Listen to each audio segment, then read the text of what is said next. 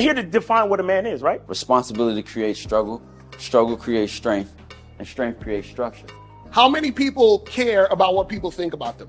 Be honest. As a man, you got to be able to protect not just yourself, but your family. When we talk about being a man, it's your behaviors. But I don't say any of this to brag. I don't say any of this to gloat my life up or I'm better than anybody.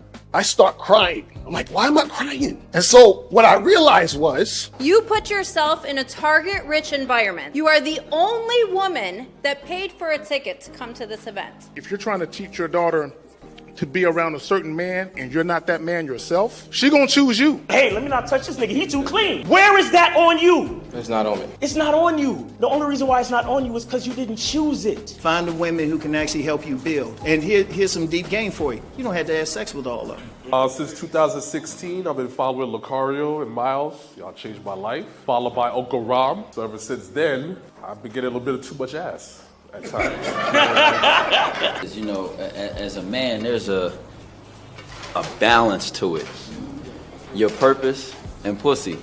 And the heavier your purpose. Even if you lose the relationship, you don't lose yourself. And that's the most important part.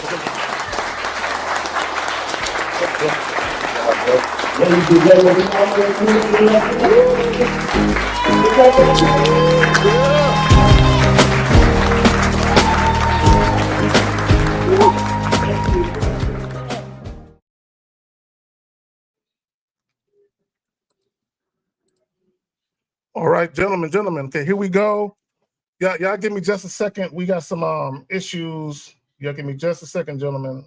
Let's see here. Okay, let me send this thing down there. Okay, hold on. All right, gentlemen, real quick. Matter of fact, while we're doing that, Coach Justin, Mr. Justin, you got anything you want to plug, fam? Nothing that's actually able to be dealt with right now, but I do have my dating course that can be found through the link in my Instagram bio, and that's at the Dominance Academy _. But I'm revamping the entire thing. It's going to be a lot more comprehensive, and it's going to be including a lot of the DS lifestyle info because we talk a lot about leadership, but there's no real breakdown of what that looks like and how to actually do it. Because there are theories about teaching, like literally you can go to college and get a degree in how to teach. And so there's tons of philosophies and methodologies about that. And so in the package video series, I'm going to be teaching how to teach. So it's not just like telling women like, hey, this is what I want done. There's actually a method to get things across so that they absorb it and learn it properly. And then there's methods to maintain that through and like have like a maintenance program and reward systems and all this sort of stuff. So it's going to be pretty in depth. And so that's what I'm working on right now, is just revamping my dating program. But right now, just the simple dating program is up for purchase. It's pretty reasonably priced through the link in my bio. I'm glad you said there's a way to teach, because a lot of people have knowledge. They just don't have the capability or the skill to facilitate it. You know what I'm saying? Like even with the shit that we talk about, there are people that are just as knowledgeable as we are, but they don't know how to facilitate it or talk about it in a way where it draws people in. So I'm glad you said that, because even with YouTube, you watch a lot of YouTube shit, you can see that people can articulate themselves well. They just don't know how to facilitate the knowledge in such a way where it draws you in. Miles motherfucking Cunningham. What's up, fam? What's going on, guys? What's up, man? Hey, what's up, man? Glad to be here. That's a dope jacket, fam. Hey, that fucking jacket. That's kind of fly. Right? Bomber. What's going on with you though? Man, chilling, man. Just you know, just living, trying to be grateful. Not, you know what? Not trying. I am grateful. There you go. For another day. You know, glad to be here. Glad to see you guys. And yeah, man, let's get it. So real quick, everyone in the chat, y'all know I normally hit y'all with the names and all that and shout y'all out, but we gotta get it moving. So I do appreciate all y'all who are commenting. For everyone that's watching and you a fly on the wall, whether you are being entertained or you're actually soaking in some knowledge and some lessons. Salute to all y'all. Jay Roman, what's going on with you, fam? Jay Roman, you there? All right, there we go. I can hear you guys. There we go. Okay, there we go. All right, cool. So real quick, what I want to talk, I'm gonna play a clip in just a moment. What I want to talk about, what we're going to talk about is masculine men influence women, males are influenced by women. Before I play this clip, what I want everyone to understand is whenever you hear men complaining about women, they are influenced by the behaviors of women. If you're influenced by the behaviors of women, how can you put yourself in the position to actually influence the woman when you're influenced by her? Okay, so a lot of guys, whether it's a woman's body count, and the clip is going to talk about that, or whether guys are complaining about women being on OnlyFans or posting thirst traps or whatever it is, at the end of the day, when you actually influence a woman and she comes into your life, she should be conducting herself in a way that's conducive to your bottom line. If she isn't, that means you don't have the power to influence her. So why would you be concerned with what she's doing if she's not doing what she's required to do? Before we jump on this clip, y'all want to add anything to that? This ain't the Cheesecake Factory video, is it? No. Okay, because I watched that video and I felt like I felt like a feminist. I got triggered. I got really I started to feel injustice. Oh yeah, you're gonna have to show me the Cheesecake Factory. Like I watched the video and I felt like, you know how they be saying that the like you know when somebody like Candace Owens comes to the campus. Yeah. And they say that, oh my God, your very presence makes us feel like we're dealing with violence. Like I felt like violently harmed watching that fucking video. Bro, I'm gonna say this real quick about that. I don't know if it was staged or not, but let's say for the sake of argument it was real. The chick was supposedly an hour late. Like, why is she even in your car? After an hour? What the fuck? And then you take it out to eat after that? Bro, and he was gonna take her to the quote unquote nice restaurant she wanted, but because she was an hour late, she missed the reservation. Like, if you want to go to a nice restaurant, if that's your focus, nice restaurants come with reservations, bitch. Facts. So if I tell you to be, you let me calm down. Bro, see, this is why I told that story about I was dating this chick and she was like a minute or two late answering the door, and I checked her, and then the very next time I was gonna take her out, she was again a minute too late answering the door, and I just left her, and I'm walking up, she called out my name for that reason right there, because I was trying to tell her, what if I had reservations? You know what I'm saying? And you fucking up the shit. You know what I'm saying? So anyway, man. So gentlemen, J. Roman. Yeah, and also like if you make like, so I use Resi a lot. That's a reservation app. And they'll charge you anywhere from like $15 to $40 if you have to cancel the reservation within a certain time frame. Usually it's like close to the time. So if your reservation time is for 7, you can't cancel from 6 to 7 in that window, or they'll charge you money. So, keep that in mind. Yeah, for real. All right. So J. Roman, you got anything you want to add before I bust open this clip? I haven't seen the Cheesecake Factory video, so I'm curious on that, but it'll be our last date. That wouldn't be something I'd provide anymore. It's gonna irritate you, bro. You don't want to see that shit, bro. I swear. For an hour late, that's you're gonna be like the audacity, the gall of this motherfucker. I mean, I'm quick to be like, I'll just meet you there. We're not riding together. Yeah, exactly. First date, why? Yeah, because my thing, and let me just say this real quick. To me, I think that's a bad idea to ride together, because if something go wrong, okay, now it's an issue.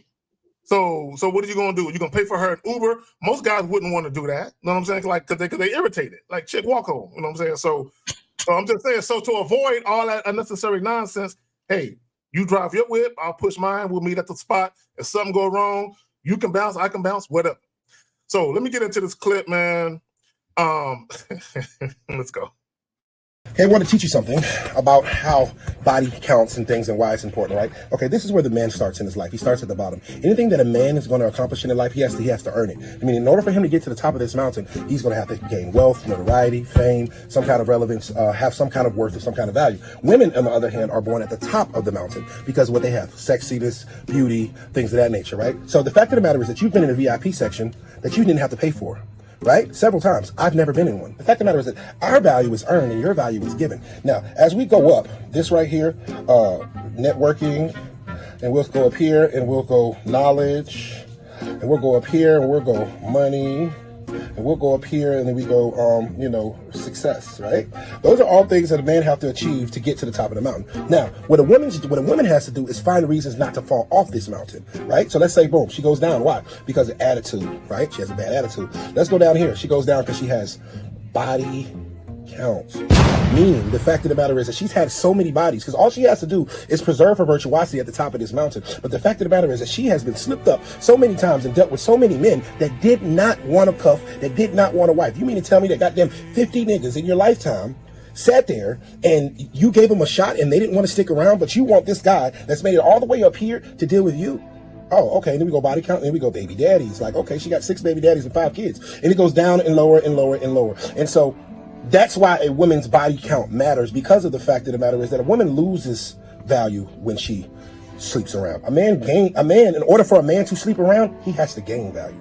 Because no woman is going to mess with a man that's not financially stable. No woman is going to mess with a man that doesn't have any kind of respect for his peers. No woman wants to sleep with a guy that's not successful or has money or no kind of knowledge. You can't teach him anything. So in order for a man to get to the top of the hill, to have access to these women, he has to gain things. In order for a woman to come up off that, she has to fuck up shit.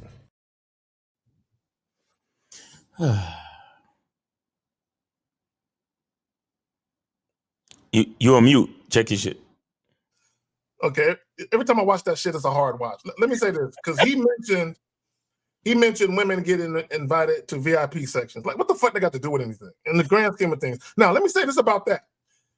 There's at least 2 occasions I could think of where I was actually invited to women's VIP section, where it was a bunch of chicks, where I'm dancing with a chick and she pulled me off the dance floor, invite me to the VIP section with her and her homegirls, and I'm drinking all their shit up for free. You know what I'm saying? So I don't know what the fuck you talking about.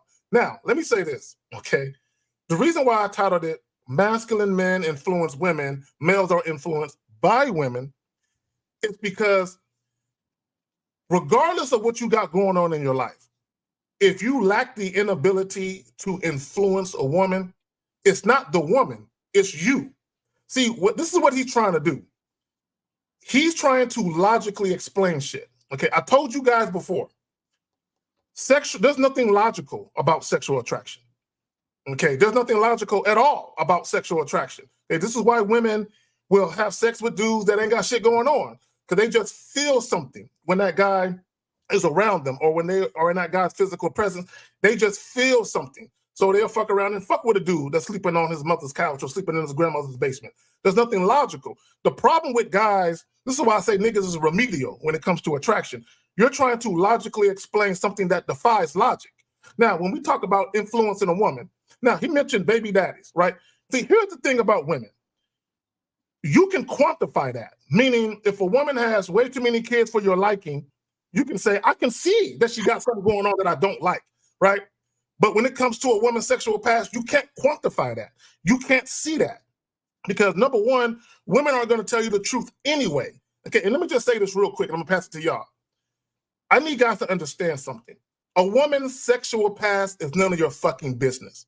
How many guys she slept with, whether or not she been gangbanged on, had trains, whatever, threesomes, whatever the fuck it is. None of that is your business. The only thing about a woman's sexual past that's pertinent for you to know is whether or not she has ever had an STD or if she currently has one. That's the only question you can really ask. Hey, man, before we do this, let me ask you a question. That's it. The numbers, how many dicks she's had, that's none of your fucking business. Y'all got it.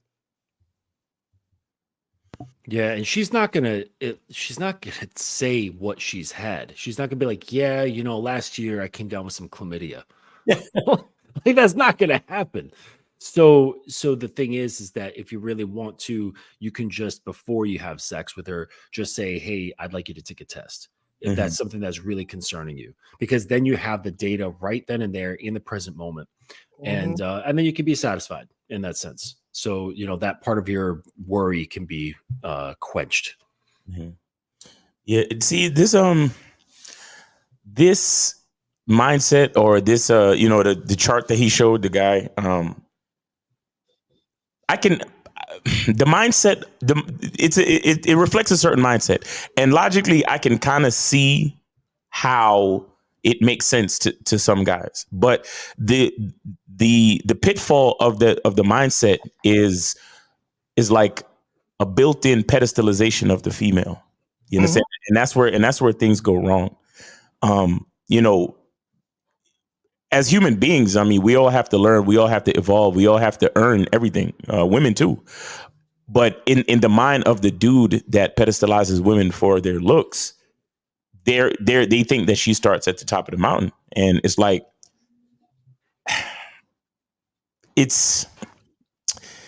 you're missing a lot of important nuances. You understand what I'm saying? Like, because again, as good as any woman looks, once I begin to converse with her and I realize that she's not cooperating and she's not receptive to who I am as a man, all of a sudden her looks are irrelevant at this point.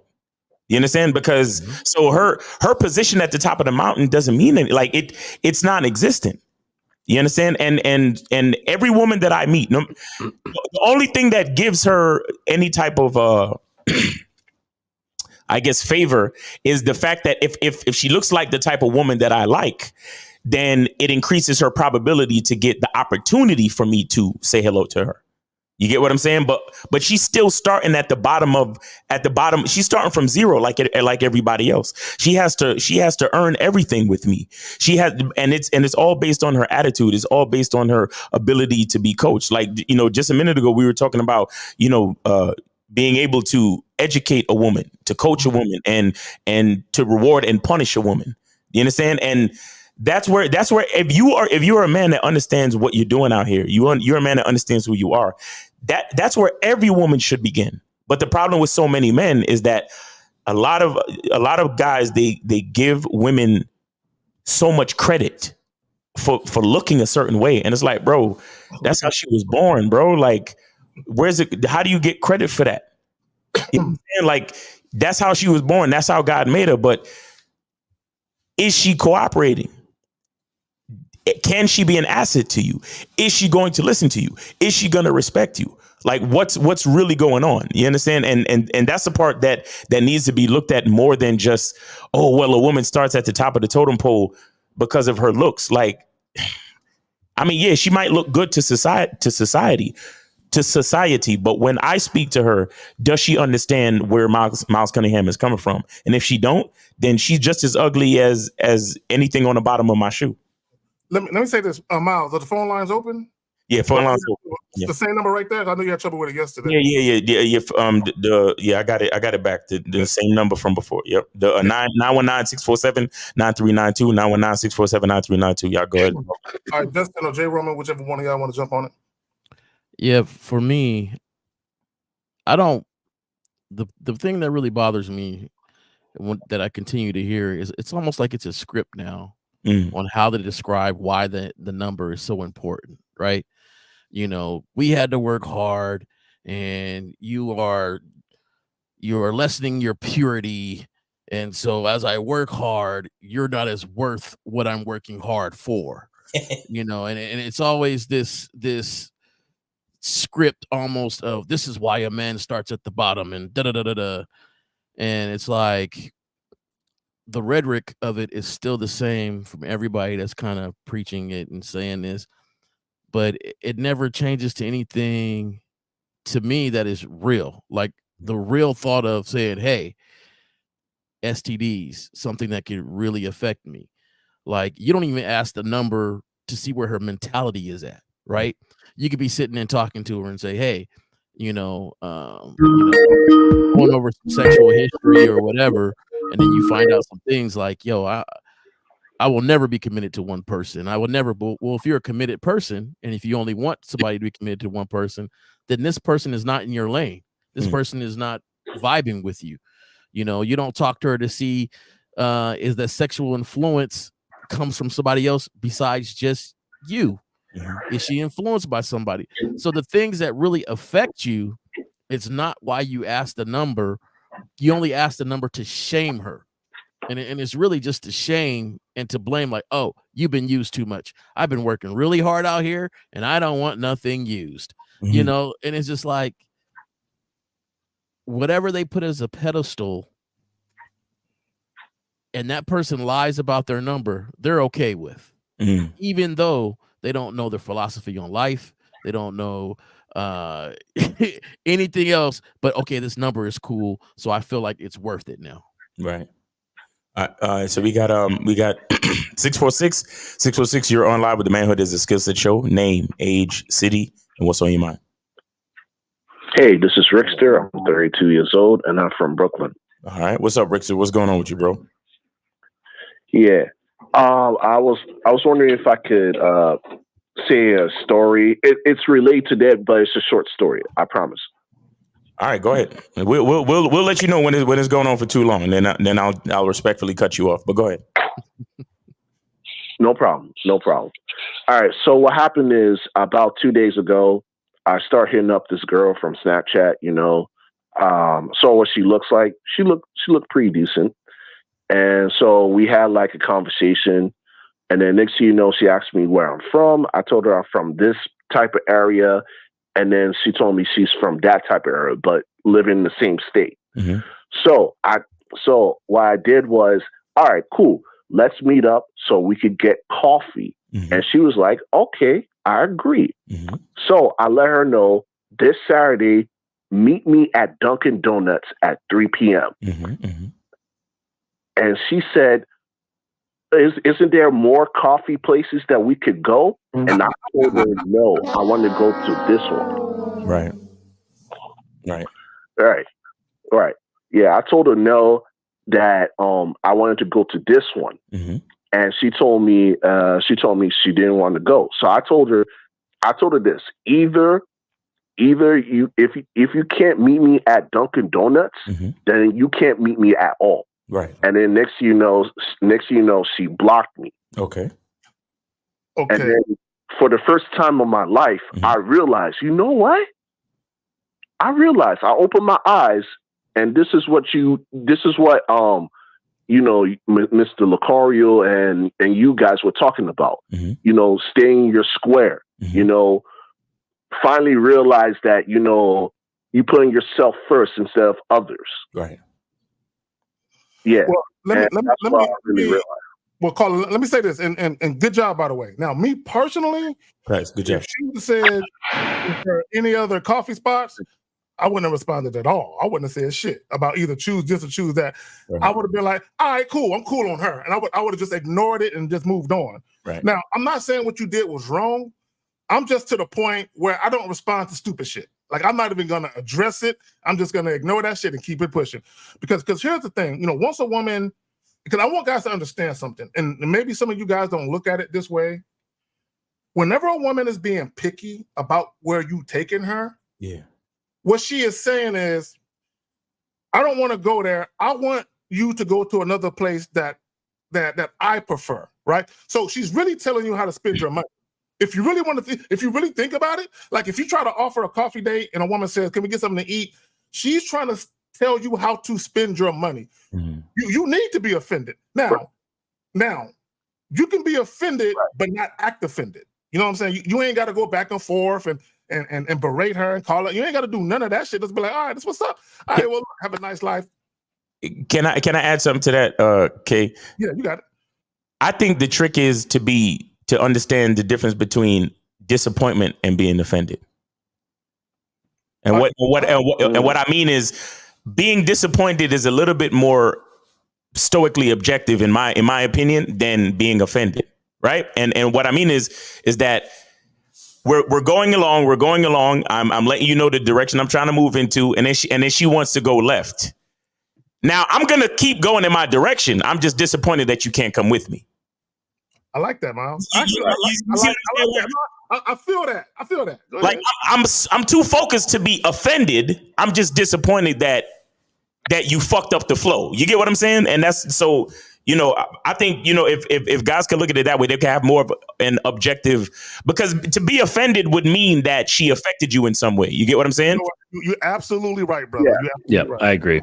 Right. But it should be the same as asking one of your boys to come meet you for some coffee. Right. Exactly. Like and he's like, nah, I don't want to go there. You're like, all right, cool. Like, okay, you know what? You're not gonna be like, damn, really? stand corrected. That's why I fucks with y'all. I like that both of y'all came in and kind of interjected that. Like, nah, don't. Because being offended, like you said, you taking it personal. Right. Yeah. Don't take it. I stand corrected. I just like the fact that, man, the different individuals, but we all get to the same spot. Right. So me, I'm always, I've been called very methodical and, I'm always thinking and I am. So I'm always training for the long haul, even if you're going to be here for a short time, because I don't want to miss any steps just in case you are here for the long haul. Right. So I'm going to ask you questions about this coffee spot that you want to go to. It might be a new coffee spot that I don't even know about. Right. At the end of it, I'm still going to my Dunkin' Donuts though. Right. So, I'm going to be a little more intrigued. Bring it out. Oh, they make really good coffee. Oh, that's great. Okay, well maybe next time. Let's go ahead and meet at this Dunkin' Donuts like I suggested, right? So I want you to feel, because you're in training to feel that you're being heard. Right. You're not a kid. I do hear you, but I'm still the one that's going to make the decision. So we're still going to go to Dunkin' Donuts. Yeah, you could just be like, listen to what said. she's saying, just like what you're suggesting, Jay, and be like, cool. Well, if I like you, maybe we'll get to go there, or maybe we'll get to go there. But I question, what I'm wondering is why Dunkin' Donuts? I mean, like I live in Brooklyn too. There is a fuck ton of coffee shops around.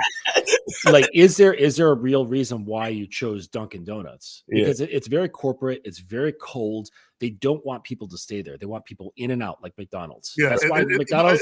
I'll be honest. It's fast food of coffee. They don't want people hanging out. They want high turnover rate.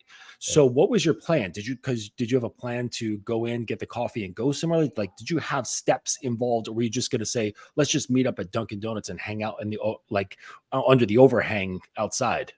Like what was the plan? And Rickster, keep in mind, this part of the conversation has nothing to do with the female. This is simply trying to understand your plan. So what answer the question. Right. All right. No problem. There's two reasons. One is just that she lives like in the Northborough, and I live like, in Brooklyn. So I decided, you know what? The best way is we meet in the middle around like, in Manhattan. And number two, there's like a nice little park where we could just get after we get our coffee, we just go to the park. Okay, stop right there. Stop right there. Good. That's how you should have spent it then. That's how you, because what I mean by that is when you said, because if you already knew ahead of time that you were choosing that particular Dunkin' Donuts because of the park, you should have spent it that way. Like, hey, we're gonna meet at this Dunkin' Donuts. We're gonna grab a cup of coffee. There's this little park right here.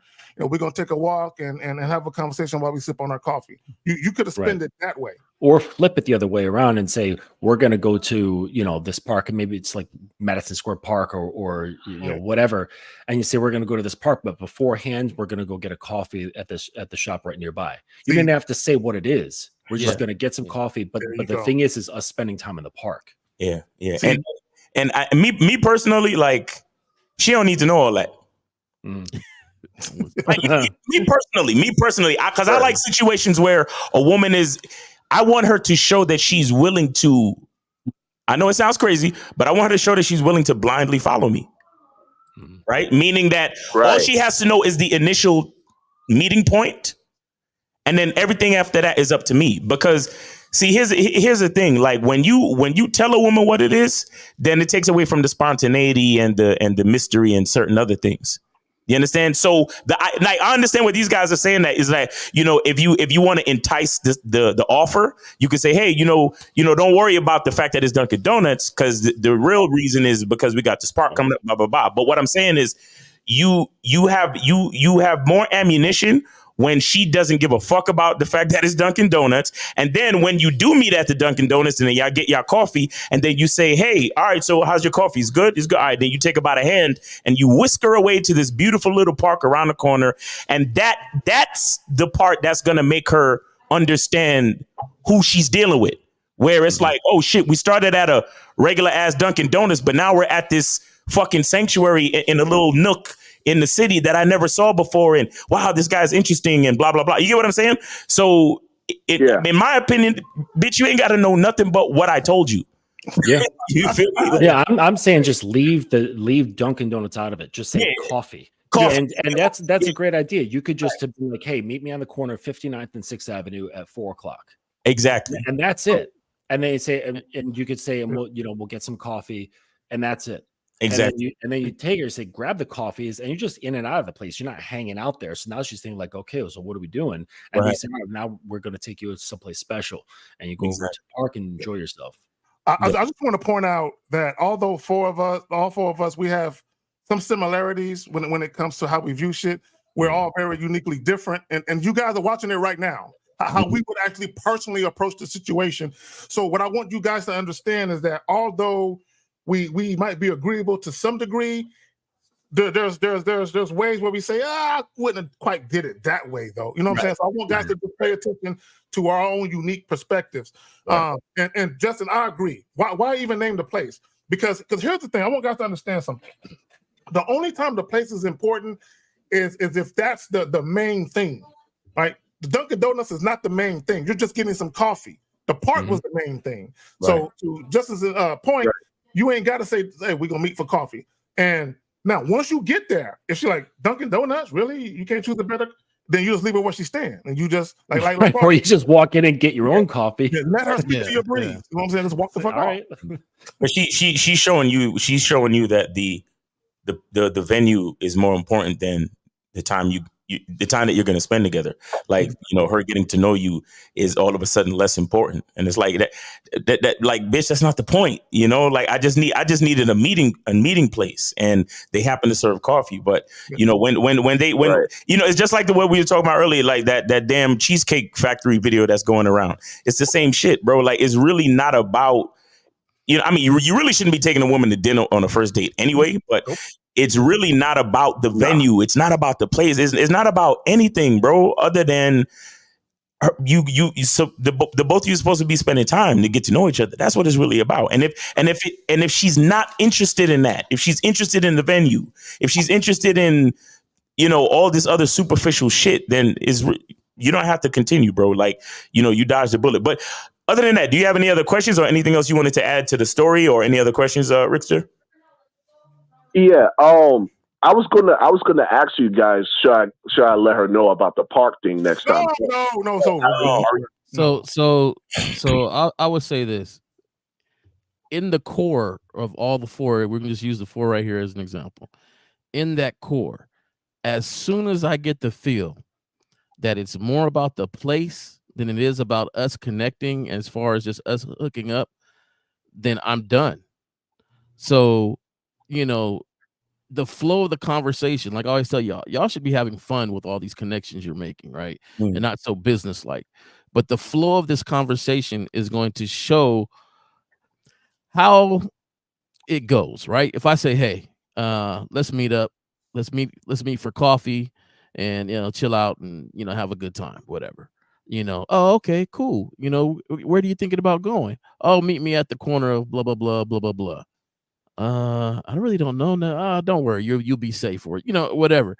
You're flowing with the conversation, but as soon as it starts to get abrupt, as far as like, hey, it's not Dunkin' Donuts, is it? I don't like Dunkin' Donuts. Like, it's time to disconnect. Right. Facts.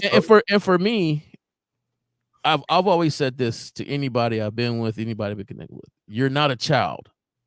So I'm not going to treat you like one, but I don't want to explain everything. Right. I don't want to have to explain everything. Okay. Usually the train stops at 7:43. I'm going to get off of it there. If you stand, like, it gets to too much, and then you'll start to have too much interjection, right?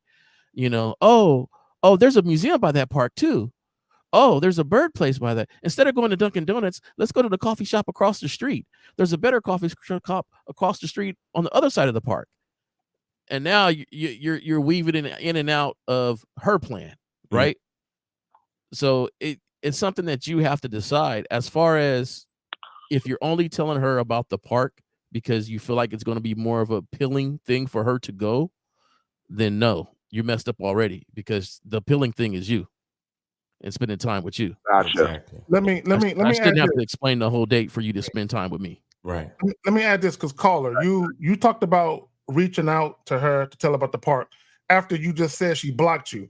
So what I'm gonna need you to refrain from doing is having Velcro nuts. When I say Velcro nuts, meaning that you take off your nuts and you let her hold them. You know what I'm saying? Once the woman has already shown you that she isn't about what you are about, and she blocked you, why would you then think about reaching out to her again and saying, well, you know, maybe I got to explain to you how the date would have gone. You know, there's a park, so you want to do it now? I'm way more cooler than you think. Leave her. This seems to be a miscommunication. I'm saying, No, fam. No, there's no miscommunication. She told you there's something else better than Dunkin' Donuts. There's no miscommunication. He's saying as far as when he's setting it up next time with somebody else. Oh, next time. Okay. Yes. Yes. Well, Okay. next time it sounds like you're just trying to be appeasing and trying to explain out a date instead of the main thing being y'all two connecting and having a good time. No, I just want to go to the park. No. Check this out. Here's what I could tell you. Here's what I could tell you. If you want to be a little bit more forthcoming with information about the outing, right? Right. Instead of telling her exactly where you're going, you can do like Justin said and give her the address, right? Or you can get like a neutral address on the corner or something like that. Me personally, I like to give them an actual venue because I like to put the like the Google location in the text. So there's some type of proof of where we're meeting, just in case shit goes left. There's proof. You understand? Just in case she gets abducted by traffickers or some crazy shit. Look, I met her at the Dunkin' Donuts. I don't know what, Your Honor, I don't know what else happened. She never showed up, and you could tell by the CC's cameras or whatever. But that's something else. But the point I'm trying to make is, you can say to her, you know, I'd like you to wear some sexy yet comfortable shoes because we might be doing a little bit of walking. Add details to the outing by telling her what to wear or suggesting something that she can wear. Be like, hey, you know, make sure you wear some comfortable, sexy but comfortable shoes, or stylish but comfortable shoes. And also you might want to bring like a cardigan or a hoodie because it's gonna be a little bit cool that day, and we might be doing a little bit of walking. You get what I'm saying? So now you're adding to her curiosity based on what you're telling her to bring and what to wear and how to dress. So now she's thinking, oh shit, we starting off at the Dunkin' Donuts, but we might be doing something else, or we might be moving to another location. So you still don't want to give her all the details, but you want to give her instructions that can add to her curiosities. Miles, that's fact. Look, let me tell y'all something. And I think spontaneous dates are dope as fuck. You know, I'm a very spontaneous person. And Miles, I'm with you. Like, I would tell a chick, look, I want you to wear a summer dress with comfortable shoes. Right? I'm basically telling her wear comfortable shoes. I don't want her wearing high heels, right? But I've also had women, and it really shouldn't get to this point if you're leading to what Miles's point was saying. If a woman's asking you, so what should I wear? Right? That means she's not clear on what the instructions are, what the assignment is. So as the man, you should already have all your fucking T's crossed and your I's dotted, and set a woman's expectation as to what the evening is going to be like. So that way there's intrigue and anticipation. There's excitement. There's like, I can't wait to see what's going to happen. And she's excited to see you. More so than the venue, she's excited to see you. Yep. And this type of stuff that I tell guys this all the time. And I swear guys always get it wrong because they think, because I say this stuff all the time about telling a woman what to wear. And so many guys just look at it on a surface level where it's like, oh, that's Miles with his chauvinistic ass. He just want to tell women what to do. No. Like leadership goes way beyond that, fellas. But go ahead, Justin. Well, something about the spontaneous aspect. It's spontaneous only for her. So if you want to leave things open, okay, you don't want to be surprised. Like, you don't want to go out and just say you want to have more of like a freewheeling sort of outing with a woman. That's totally fine, but you are never to be surprised. So let's say you choose a certain area and you say, hey, meet me on the corner of this place, or meet me at this little place over here, and we're going to take it from there. You should already know the logistics of that area. You should know where the good beer spots are, where the good taco spots are, where the good place to sit is. You should have a familiarity with that region. So she's the one who feels the spontaneity, not you. Because Exactly. men are not about spontaneous. Like that's not us. Okay. Right? We know what's happening. We know we are like, I talk about racing a lot on my channel. We are 3 corners ahead. We're not looking at the corner in front of us and being reactive. Right. No. Right. You know what's going to happen. You know where to go. So, but to her, and you can just be like, oh, let's just take a walk down here. You already know the place is already on that street. Mm-hmm. And you're like, oh, look at this. Look at this cool little spot. Let's go in here and check this out. And to her, she's like, wow, we did all these fun little things and went to here, went to there, and and just had a good time. But for you already knew the whole layout of the land. Right. Let me add this caller before we let you go. We good on call other than the caller that's on right now? We have the other one hung up. Damn. All right. Wait, hold on. Wait. Rickster?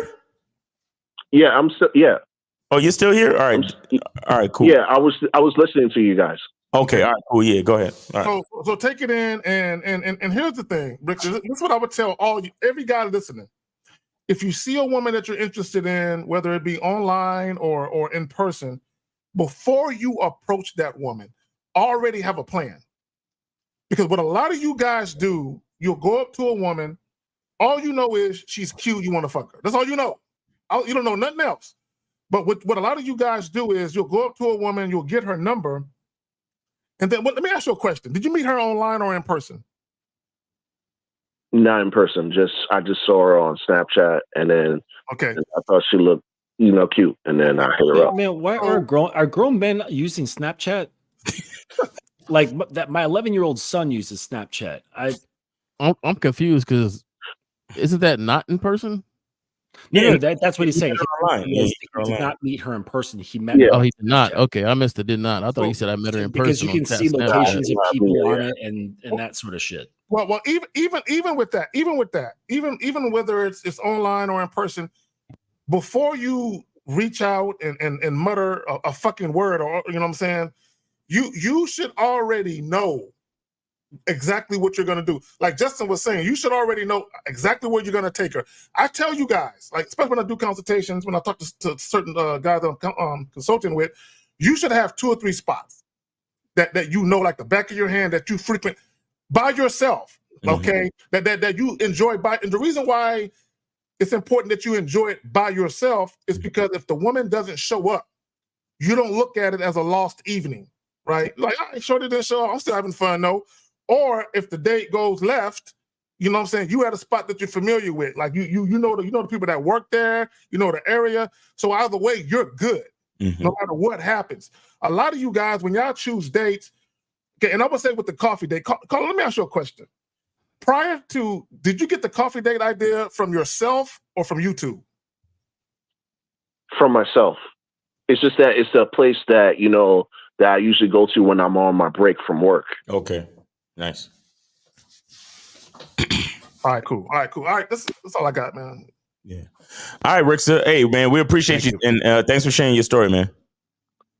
No problem. I just want to say thank you guys for opening my eyes. If it wasn't for you, I would just not be on my square. I would just let the woman lead me. But I stand on my firm square. I just want to say thank you. Exactly. And do not reach out to that woman and try and tell her, well, I got a little more info for you if you want to change. Leave it alone. Move on, please.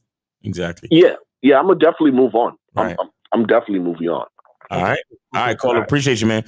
And, and I just want to say real quick that this message is brought to you by Masculine Identity Natural Luxury Soap. You can hit that barcode and order your soap, guys. You know what I'm saying? But and you could also go to my Instagram, Miles in the Game on Instagram. Hit the link in the bio, and you can order your soap right there.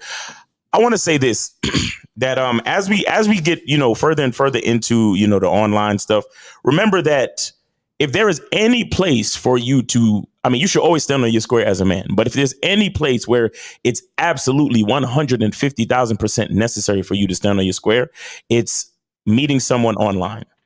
Because you have to understand the convenience of online means that there was no investment placed on the connection. You understand?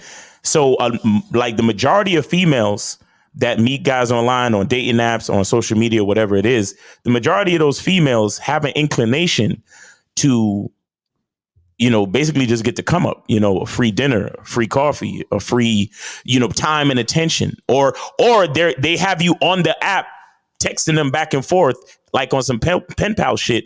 And we all know women love attention.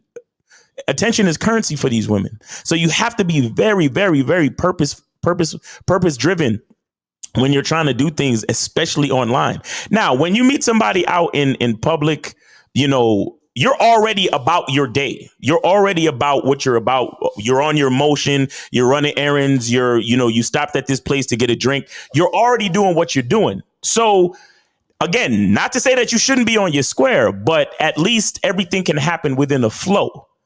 You understand? Where she's already there, you're going about your business, so on and so forth. But remember, online shit is very frivolous. Very, very frivolous. So if you have a focus, if you have a purpose, stick to that fucking purpose, because these chicks will siphon you for time, energy, and attention all day, every day. Let me say this. I want guys to understand something about dating, right?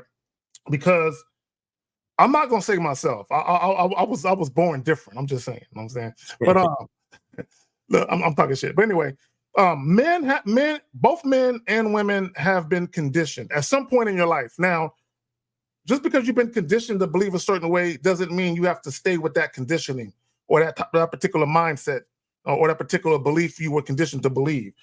Both men and women were conditioned to believe that dating is all about the woman. Mm-hmm. That the woman, you're supposed to impress her, you're supposed to ask her where she wants to go and do what she wants to do, because you're supposed to win her affection, win her over like she's a trophy or something, right? And guys need to get out of that mindset. And what I mean by that is this. Dating, the first date, it shouldn't be about sex, and it shouldn't be about trying to impress the woman. It should literally be about, I'm inviting this young lady out, I'm gonna have her meet me at whatever place, and I'm filling her out because I want to make sure she has the right mindset that I need for a woman that I'm going to deal with going forward. It should literally be about to see if there's any mutual compatibility. That's it. Now, while you're out on a date, if it happens to be where both of you are mutually attracted to each other and there's sexual tension in the air and it leads to sex, that's cool.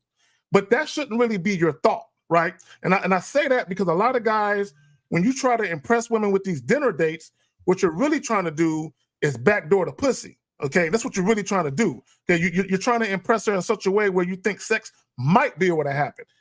You have the wrong thought process. This is why you have these viral videos of guys getting mad and making a woman pay her portion of the bill because they ain't getting no pussy at the end of the date because they're dating with the wrong mentality. They have these expectations they shouldn't have. Y'all got to remember this. I'm gonna pass it back to y'all. Y'all got to remember this. When you're out here dealing with women, dating women, whatever it is may be, it's about the woman coming into your life. It's not about you coming into the woman's life. It's about her coming into your life. So if she's coming into your life, you have to make sure she's a good fit for your life. So even the date that you choose and the reason that you choose it should be conducive to that mindset. I need to make sure she's a good fit for me. It's not my job to make sure I'm a good fit for her. That's her job to figure that shit out. I need to make sure she's a good fit for me. Y'all got it. Yeah, it's like who has the ownership of the nightclub? So you look at a nightclub, and if it's like a popular nightclub, there's always the big ass fucking security guard guy out in the front with a clipboard and a little bouncy thing in his ear. And there's a whole line of people trying to get in. And the guys who are after women and after them for their sexual appeal and all that, they're the ones standing in line. And she's that gatekeeper. Right. And they don't realize that you just make a shift in your mind. You are the club. You're that big ass dude with the clipboard. And she's the one standing outside your VIP approval. Right. Exactly. And it's just a little shift of the mind. And, at first it's hard. Like, I get it. It's hard because you're conditioned to think a certain way, but you just keep resetting it. You catch your mind. And then, like I often talk about using the hatchet on female behavior. Use the hatchet on your own thinking as well. Mm-hmm. So the thought comes up, cut it, replace it. The thought comes up again, cut it, replace it. You just keep doing this again and again and again. And then eventually it sticks. And now you start thinking in a different way. Now you consider yourself that VIP nightclub, and there's that big ass fucking bouncer standing out in front with a big clipboard saying, "Are you good enough for this place?" Thanks. There you go. So we got 337. You are on live with the Manhood is a Skill Set show. Name, age, city. How can we help you? What's going on, guys? My name is Elliot. I'm from Houston, Texas, and I'm 25. All right. So my question is, I guess, how do I fix my program? Because I know my program has some, I guess. Okay. How do I fix it? Let's do this to kind of simplify it, and then we'll get a little more in depth. What issue have you had recently that makes you say that? Not getting the results I want. Sometimes I get the results I want, but not most of the time. What results are you seeking? Well, I want a roster of women. Like, I would say at least 10. I only have like 2. You said you want 10. Yes, my brother. Fam. I'm not saying it's impossible, but it's not probable. Do you work full time? Yes, like 60 hours a week. What? That's more than full time. Yeah. So you work 60 hours a week and you want to manage 10 women. So fucking them, do you consider that managing? Because if you just fuck them, that's all. Like, is that really considered management? No. It's management. Hold on, caller. How old are you again? Especially if your dick is really good. If your bedroom game is on point, you will have to manage them because they will be vying for your time and attention and your dick. They're going to be coming at you like, what are you doing? What are you doing? And now you got 10 women begging you good morning, trying to get that pole position to see what you're doing on Tuesday, Wednesday, Thursday, Friday, Saturday, Sunday. Bro, literally. I have 4, and that was crazy. And that's just good stroke. If your mouthpiece is just as nice, you're gonna have problems. Caller, how many women are you dealing with right now? Honestly, just 2. 2. And how do you find dealing with them? I feel that's not too much to handle. I mean, I get what you're saying because I do work a lot, but it's not. I guess I can handle it well, in my opinion. Okay. You said you had a program. What is it? Well, I feel my program needs adjusting. Like, okay, so basically when I would meet chicks, like say I go to a bar, right? And I know this I should be doing is like I go to a bar, meet a chick. I think she's pretty, like I offer to buy a drink, and I know I shouldn't do that. Like I used to do that. Well, hold on. It's not what you do, is the why. So let me ask you a question. So if you offer to buy a woman a drink and shit don't work out the way you want it. No, I don't just like jump and offer. Like, see if the conversation is flowing good, then yeah. But that's cool. I'm trying to get to a point. So if you buy a woman a drink and let's say she ain't trying to fuck with you or nothing like that, how do you feel about that? Like a joke? You feel like a what? A joke? So if you buy a woman a drink and the shit, you don't get her phone number, you can't get no ass out of it, do you feel like, man, that was a waste of my money? Do you ever feel like that? If I'm being honest, yeah, but I shouldn't be buying women drinks in the life. I should just. That's the wrong. Look, let me tell y'all something. I'm gonna pass it back to y'all. Let me say something real quick, caller. And this is for you and all you guys when you take a woman out on a first date. If you ever feel like I wasted my money, your mindset is fucked up. Okay, that shouldn't, because that means you're spending the money in hopes that you get something from it. That means you have expectations because you spent some money. This is where guys get mad at women. Y'all get mad at women and having like let's use the term gold digger, right? A lot of guys get upset and they call women gold diggers. Well, the only way a woman can dig for gold is if a motherfucker's offering. Yeah. It's offering. So the reason why gold diggers exist is not because women are fucked up. Gold diggers exist because there were guys with money that were generous with the money. Yeah. So you can't be mad at the woman when you spend money and shit don't go your way. Go ahead, y'all got it. But when you buy these women drinks, do you at least tell them hey, the reason why I'm buying you this drink is because I want to clap them cheeks? Do you at least say that? If I'm being honest, no. No, okay. No. So that's why I said my program needs adjusting.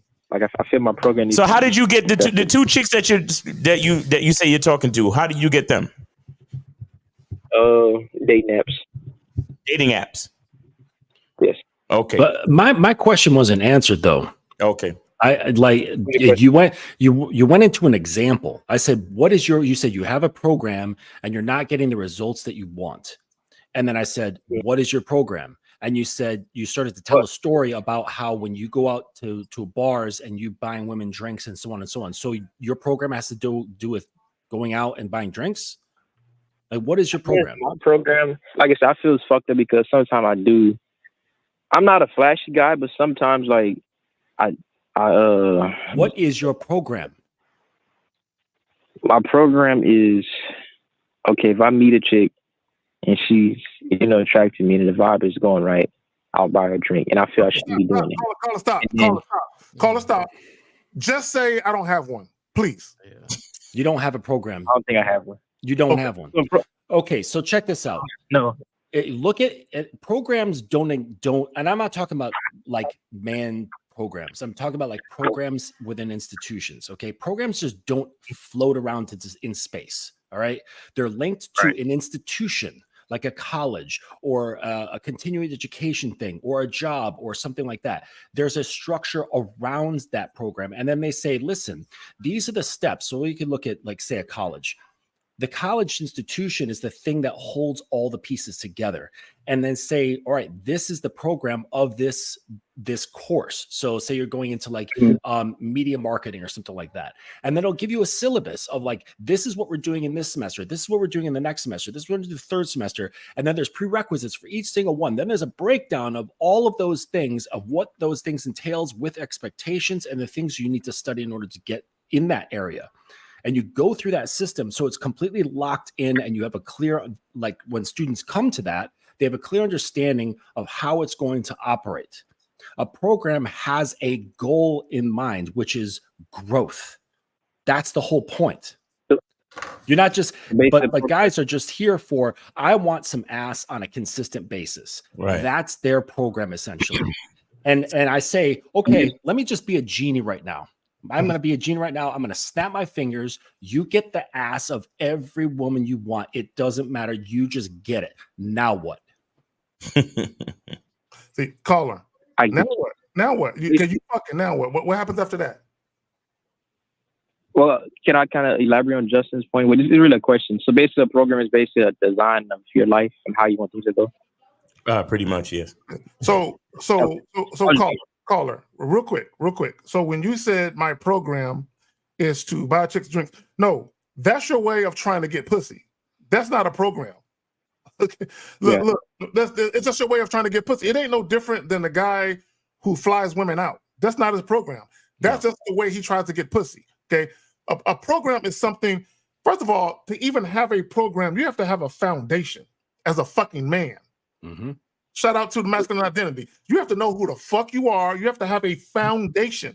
Okay? You have to have a certified, bona fide way that you do things no matter what.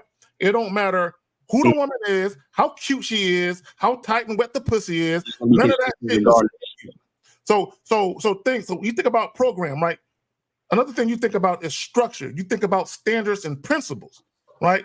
A lot of guys don't have standards and principles. Okay, and I say that because they're easily swayed by beauty and booty. So the more beautiful the woman is, the fatter her ass is, the more they're willing to compromise. Yeah, I get you. Okay, go ahead.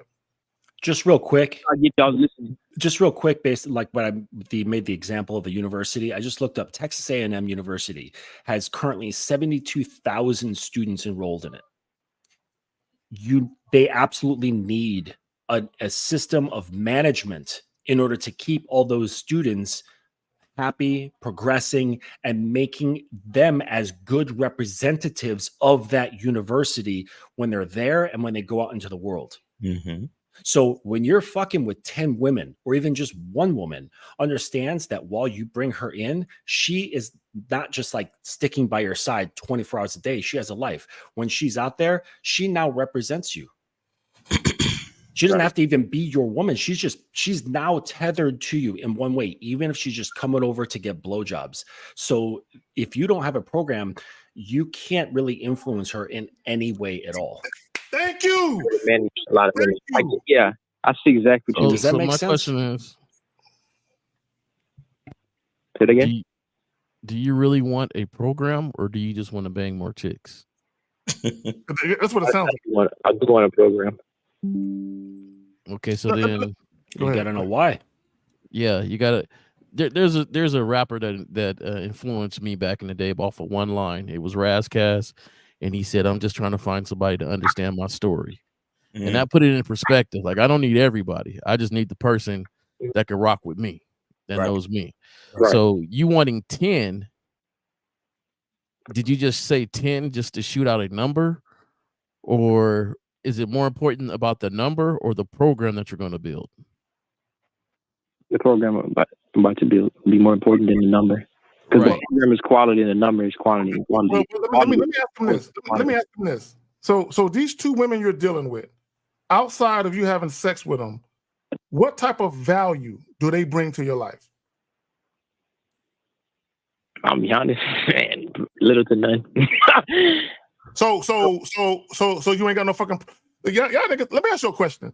How long have you been dealing with these women? Like 3 months. Each? 3 months each? Man. Yes. So the 10 women, what's gonna be their purpose? So I can brag to my boys and be like, "Yo, I'm knocking down 10 women." Nah. Yep. What's gonna be the purpose of these 10 women? And here's the thing: these 2 women, you're just fucking them. They bring no value. So you don't get them instructions. They don't do nothing for you, right?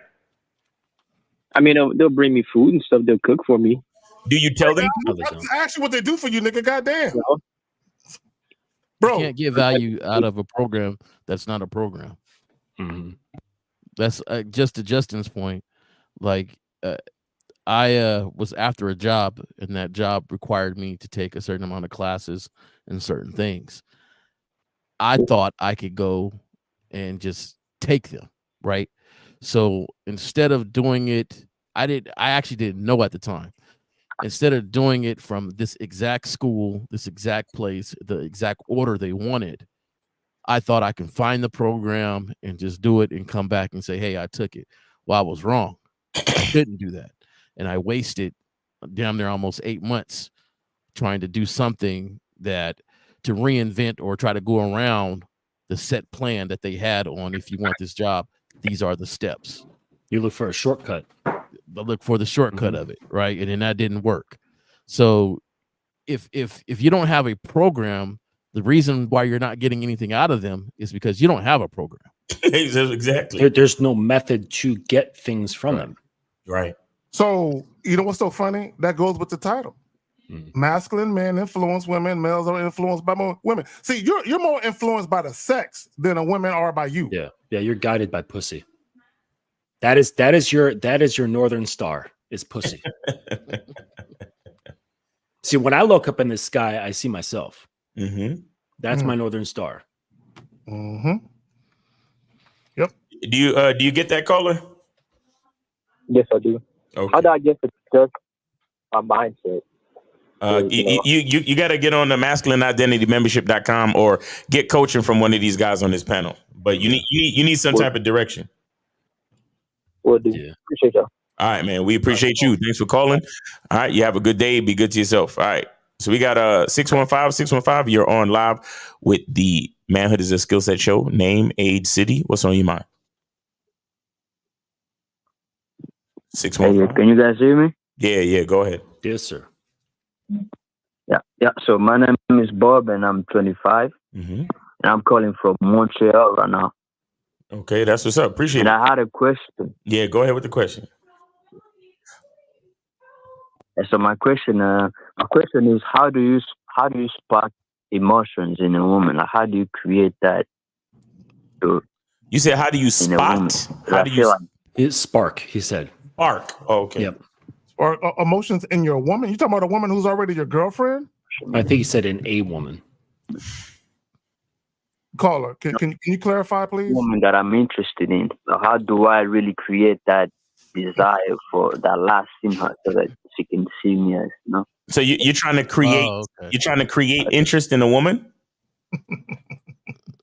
Yeah, he wants the woman to be interested in him. All right, so give us a scenario. She a girl at your job or? Hello. Yeah, give us the scenario. Is she a woman at your job, or is she a woman at the supermarket? Like, what are we talking about? No, she just like she well, she was like she's a friend of the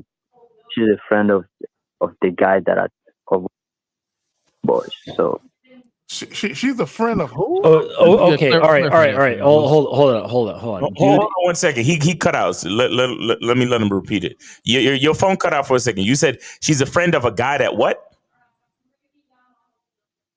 she's a friend of my homeboy. She's like my friend, but he don't do no moves. So me, I'm just I want to establish my.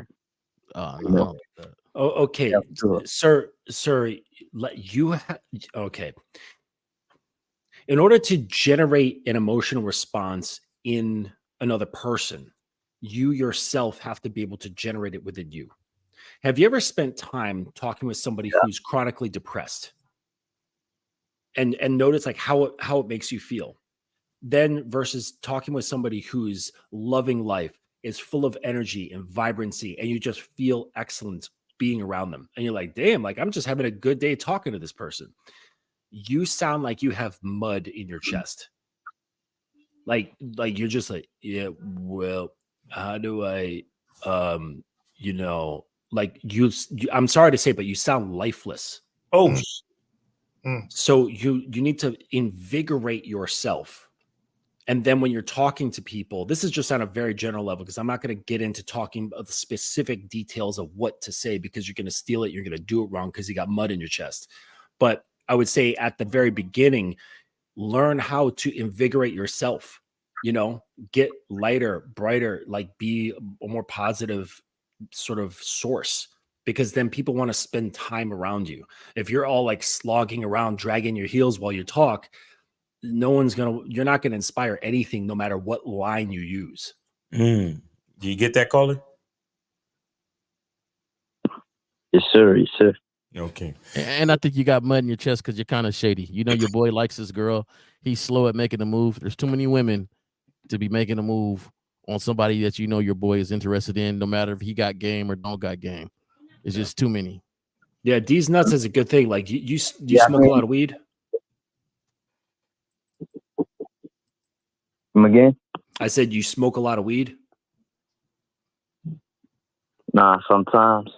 Okay. Because it sounds like things are like moving kind of slow. Sometimes. Hey, that's kind of desperate, man. Once you just encourage your boy, try to help your boy to get something cracking. I don't do dirty pimping, man. That's not my thing. He don't give a fuck about his boy. So let me ask you a question. Just for entertainment's sake. So how long have you been around this girl? Couple of weeks, couple months? How long has it been? No, it's just like from your fucking phone, bro. What's up with your phone? Yeah, your phone is bad, bro. What's good, man?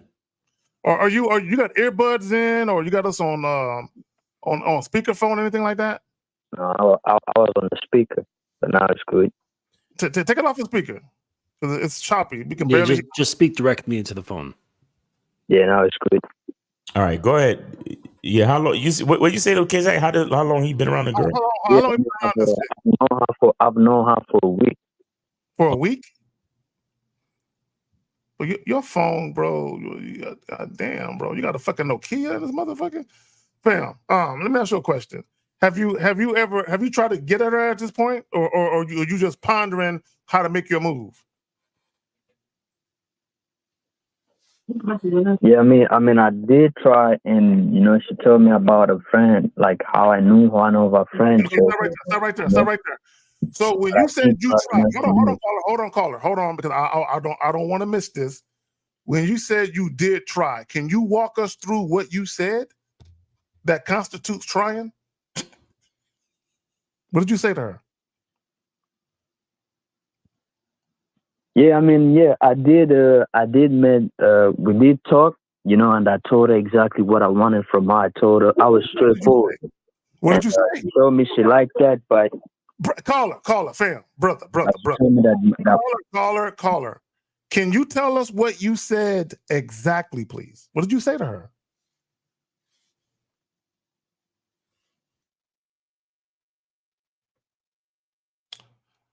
Hello. Now your ass is Charlie I Chaplin. said my You're boy mute. been babysitting on this, man. I'm looking at you. You looking good. Caller, what did you say to her exactly, verbatim?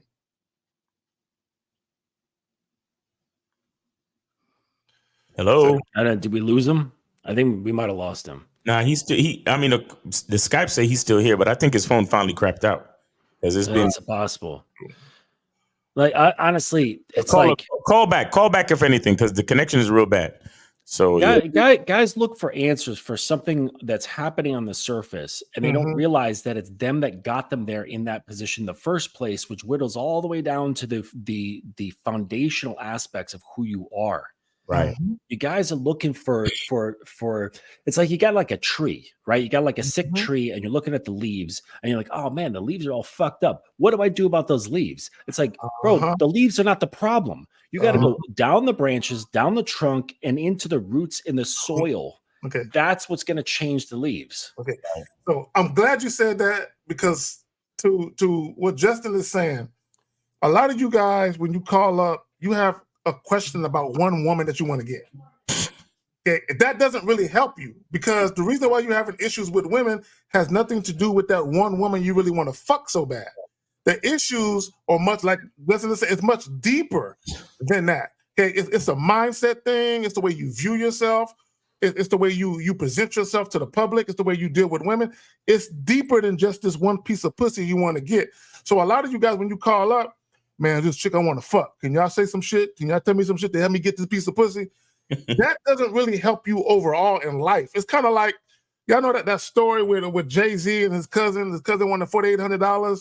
Right. And everybody tripping because Jay-Z don't want to give it to him. If Jay-Z gave him that $4,800, in 5 months, he going to be back asking for another $4,800. Right. Because he don't know what to do with money. Because if he know what to do with money, he wouldn't need $4,800. So you can give someone some money to help them out in the meantime, but it doesn't really help the overall problem with that. They're bad with money. Right. They don't know what to do with money. They have issues. So you got to fix the issue. You know what I'm saying? Trying to help somebody with this one little minor problem, man, 15 other problems that are similar are going to come up later after that. Right. Y'all got it. I think the whole situation shady. I grew up around some wolves, and so, but at least it comes to the point where my partner would be like, hey, she kind of giving me some vibes, bro. And then I'd be like, all right, well, there you go. You know what I'm saying? So it's not that just because his partner seen the girl or talked to her first that he has all dibs, but it's just a matter of genuine respect for each other as guys and not putting women on pedestal where you will snake each other just for some woman. And that's a character thing. You know what I'm saying? Like for a wet hole, they throw their boy under the bus for a wet hole the size of a quarter. So like you want to communicate with her, but you can't even communicate with your boy and say, hey man, hey, she ain't really into you. Like that's been said. Hey, she's not really into you. She been giving me some looks, and I had to be like, all right, well, you know, let's go from there. Well, like, not only that, he went to his boy and asked him straight up. He said, "Man, look, what you trying to do with old girl?" And then depending on what he says, he can say, "Look, man, if you ain't gonna make a move, man, hey, man, I'm about to do something. Hey, I'm just letting you know." Exactly. Yeah, like you said, don't try to backdoor the situation where now you sneaking around your boy. So when the girl is over there, y'all are fucking unbeknownst to him. And you trying to hide some shit from your boy, although that's not his girl. But like you said, like both of you and Justin said, man, if you know your boy, because it sounds like his boy in the friend zone. That's what it sounds like. Right. You know well, it looked like he was about to end the sentence because he was saying he spoke to her, but she mentioned the friend. I think he's talking about the guy friend. Like, hey, I'm seeing him. Like I'm coming to, you know, so maybe I'm reading a little more into it, but it's just, I don't like dirty pimping. I don't like dirty. Just boys are supposed to be straight up man code. Yo, she giving me vibes. The dude he's slow and he ain't making a move, he gonna have to be like, yeah, okay, I'm gonna have to bow out because I know I ain't made no move. If you ain't made no move by now, she in the fast lane, you ain't in her lane. So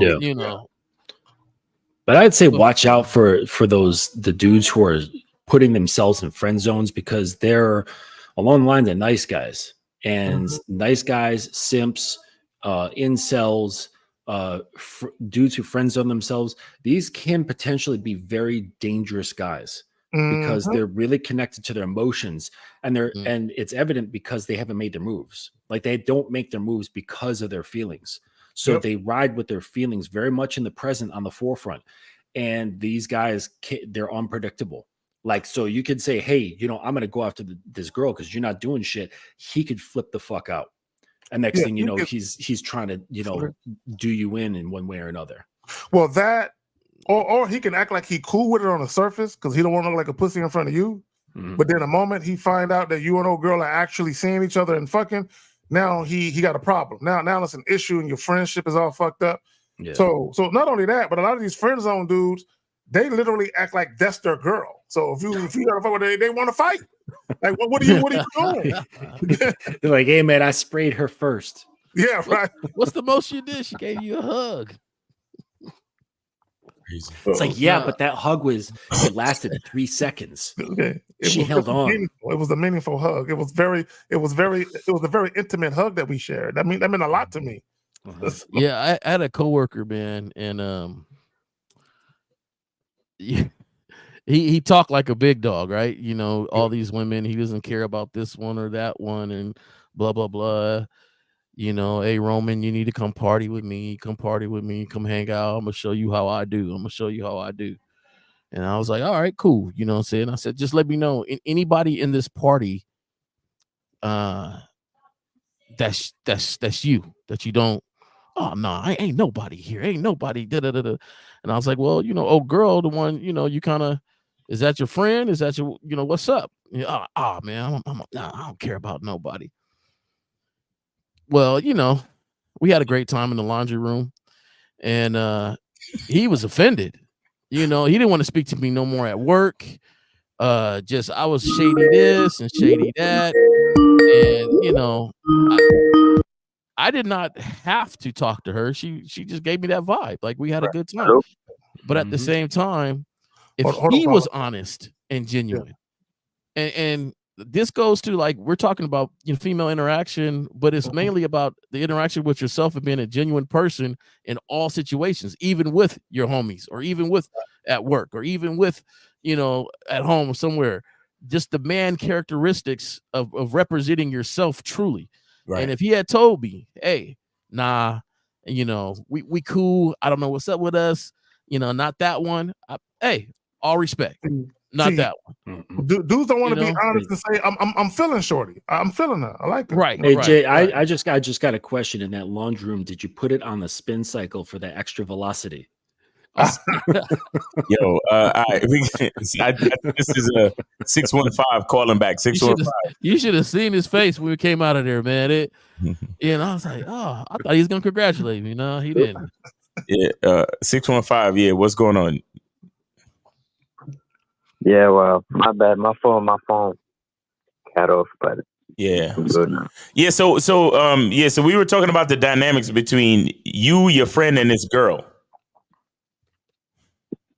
Yeah, so so we did past time, we did talk, and we kissed a little bit, but we could not go far because, of course, one of my friends, but wait, what? She told me, wait, you kissed, but you could not go far because of what?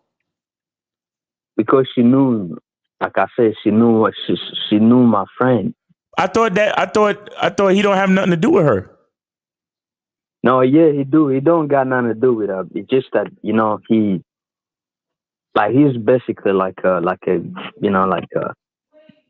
just these dudes that can't make moves. So your friend, your homie does like her then. Yeah, but he don't do nothing about it. You called it, Jay. You called it, Jay Roman. This dude is dirty. He's dirty macking on his homeboy. No, I'm not.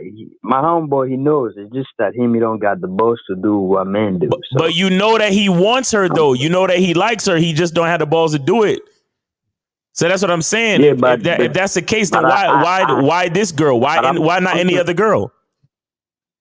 Because she like me, and she I'm trying to have my. Okay, so why not just be straight up with your boy? Like, yo, she likes me. I'm about to take it to that next level.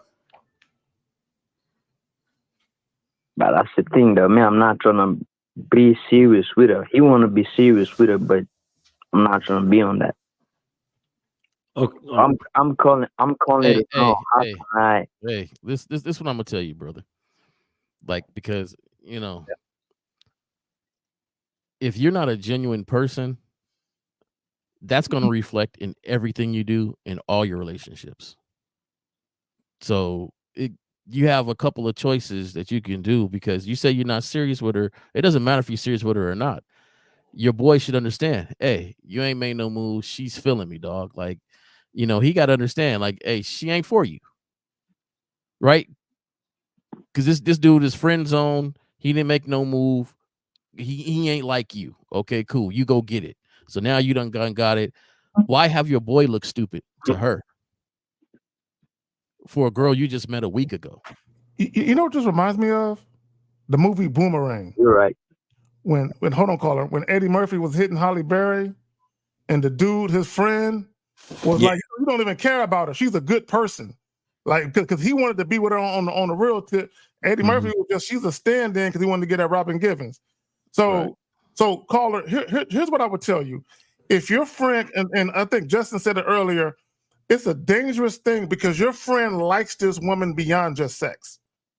Like he really wants to be with her, like be with He's her. pedestalized her in his mind. Exactly. So he could flip out. He could do some dangerous stuff towards you. You don't know. My question is, why are you friends with such a loser? Like I don't commiserate with males at all, and the men that I commiserate with, they do not behave in this way. Facts. Like the company you keep has a great effect on your life. It says a lot about you. So maybe both of y'all are some fucking losers. I'm just saying. They hang out with men who are direct, and they produce in their life. They create things. They move forward, not sit back, wring their hands, and be like, "Oh, I like that thing, but I'm too scared to do anything about it." Why would you want to spend time with people who think that way? Like in any aspect of life, not just women. Well, this is somebody like we actually grew up together, and like I don't really, so I'm used to them. All right. So I mean, he with you from the soil. You grew up together. Maybe he's had your back. You had his back. You guys got that relationship. But at that same time, right? Why would you have your boy looking crazy? This ain't the first time you done stole one of his women. This is a habit. Like we all know that, right? Oh my God. Like this is your habit. You've done this to him before. He's gotten some attractive women. You looked, you seen he's scared to make a move, and you went ahead and made your move, and you've done this before, right? Yeah, I did, but I mean, okay, like I'm saying, like okay. So my thing is this though. Let's take the woman out of it. Take the woman out of it. This is about man characteristics and character. What is your character? Like, okay, your boy don't go at it like you, but because you guys grew up and you guys have that history, maybe he's had your back on some hard times or whatever, y'all cool. But be cool enough where you could speak to him honestly, and he needs to hear it too. Now, it might just be who he is, but man, you need to speak to him and say, hey, I got another one. I keep telling you, you need to act fast. Why you always gotta go for the bitches that your homie be hanging around though? Like it's bitches everywhere. Why you gotta go for that one? This nigga dirty macking and lazy macking. You terrible. You using your man as a fucking. You're using your man as a filter to source bitches, bro. Why? That's not even your homeboy like that. You know. I don't wish this, but be very careful, bro, because there could be some growing resentment, and that motherfucker might do something to you one of these days. Yeah, and I've been to Montreal. Man, women there are good. They're fine.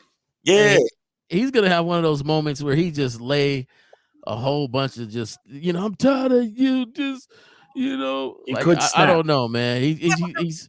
Let me tell you something about those type of guys. They may not have the fucking balls to go after the woman, but he has the fucking balls to put a hot one in the back of your fucking head. Well, them Velcro balls. Let's yeah, I'm not forgetting on Zach. That There's was a good nothing one, worse Zach. than a sexually frustrated man. There's nothing worse than that. All it says, don't have your man out here looking crazy, man. I don't believe in raising grown men.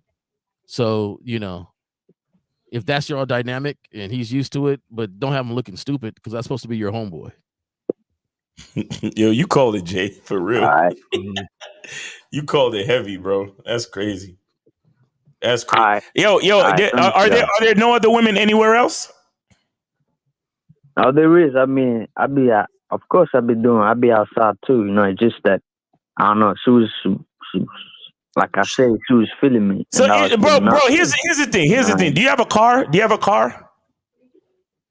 Yeah, I do. Okay, so what's this big deal? You said she was feeling you. Y'all was kissing. Why you ain't just take her someplace, fuck the shit out of her, and be like, look, don't call me again, because I ain't trying to mess things up with my homie. What's the whole problem? She brought out the army team. She was on some, but I know your friend though. So why? Okay, so if that's the case, then why even fuck with her then? If there's discomfort and everything don't seem on the up and up, why even fuck with her at all then? Yeah, that's what I was calling in for. Let me tell you something. Bro. Let me tell you why you called in. Let me tell you something, bro. We're men. We're men. It's black and fucking white, bro. If there's drama involved in getting to the pussy, leave it the fuck alone, bro. That's it.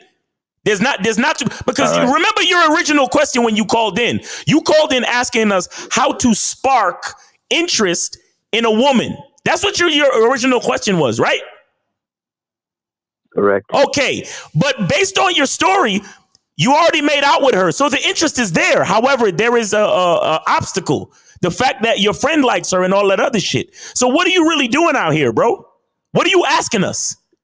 Because you're being disingenuous to your boy, you're being disingenuous to us, and ultimately you're being disingenuous to yourself. Makes sense. I get it. How old did you say you were? How old did you say you were? I'm 25. You're 25. No, 24. You're 25 soon. You're going to be 25 soon. All right, listen, man. You're still a young dude, but understand that as a man, life only gets more serious from here, my nigga. You understand? So all of this back and forth bullshit over pussy, you're better off just going to find your own bitch, bro. If it's that much of a problem, leave that bitch alone and go find your own bitch. Yeah. Go source your own females and do your own thing. Matter of fact, like Justin was saying, why are you even hanging out with a dude that's scared to get at abroad? That's not even the type of friend that you should have.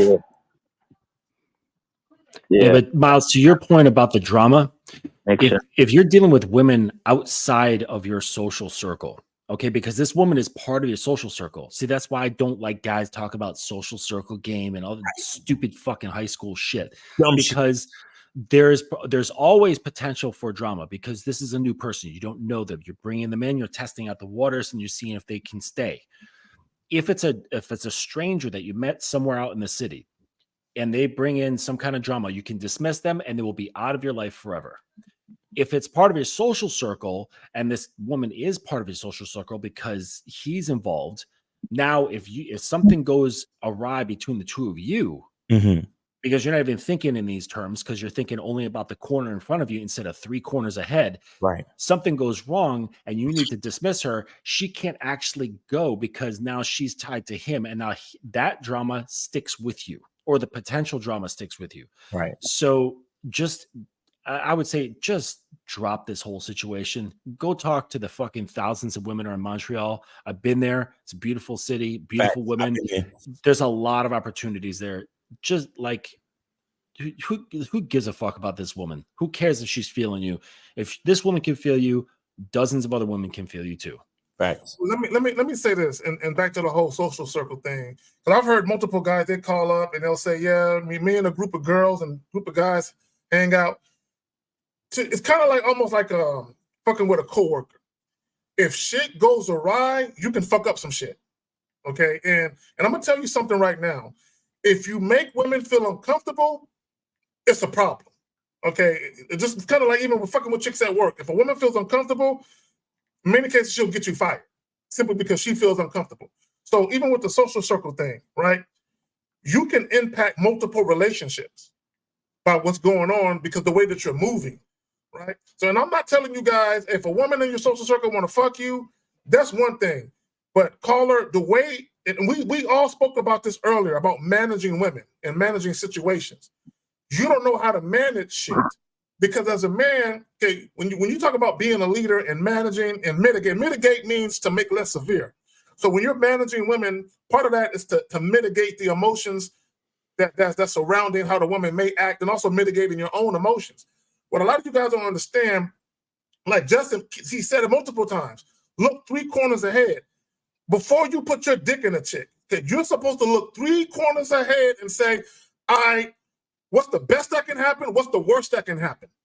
And when you see a potential issue on the horizon, you be like, you know what? I'm not even going to fuck with her because of the possibilities of things that could go wrong if I fuck with her.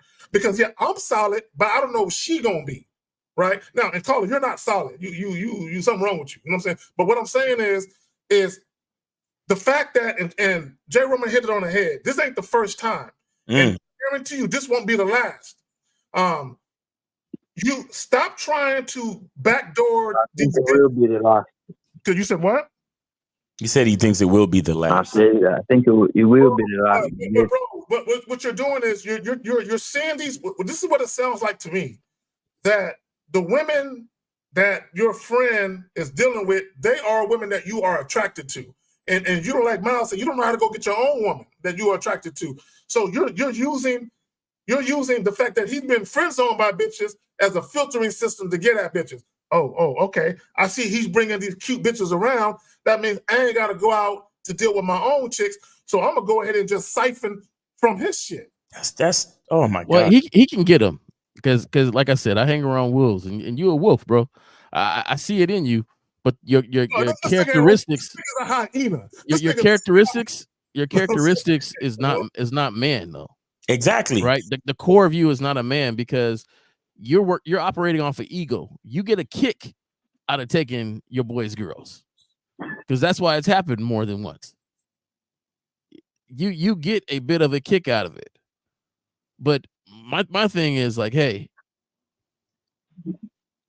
I don't know about you, but I had to tell my son one day. He asked me, Dad, is that your best friend? I said, your dad don't have no best friend, son. Right? I ain't got no best friend. Okay. I have friends that we have gone through 20-something years together. Yo, right? real shit, man.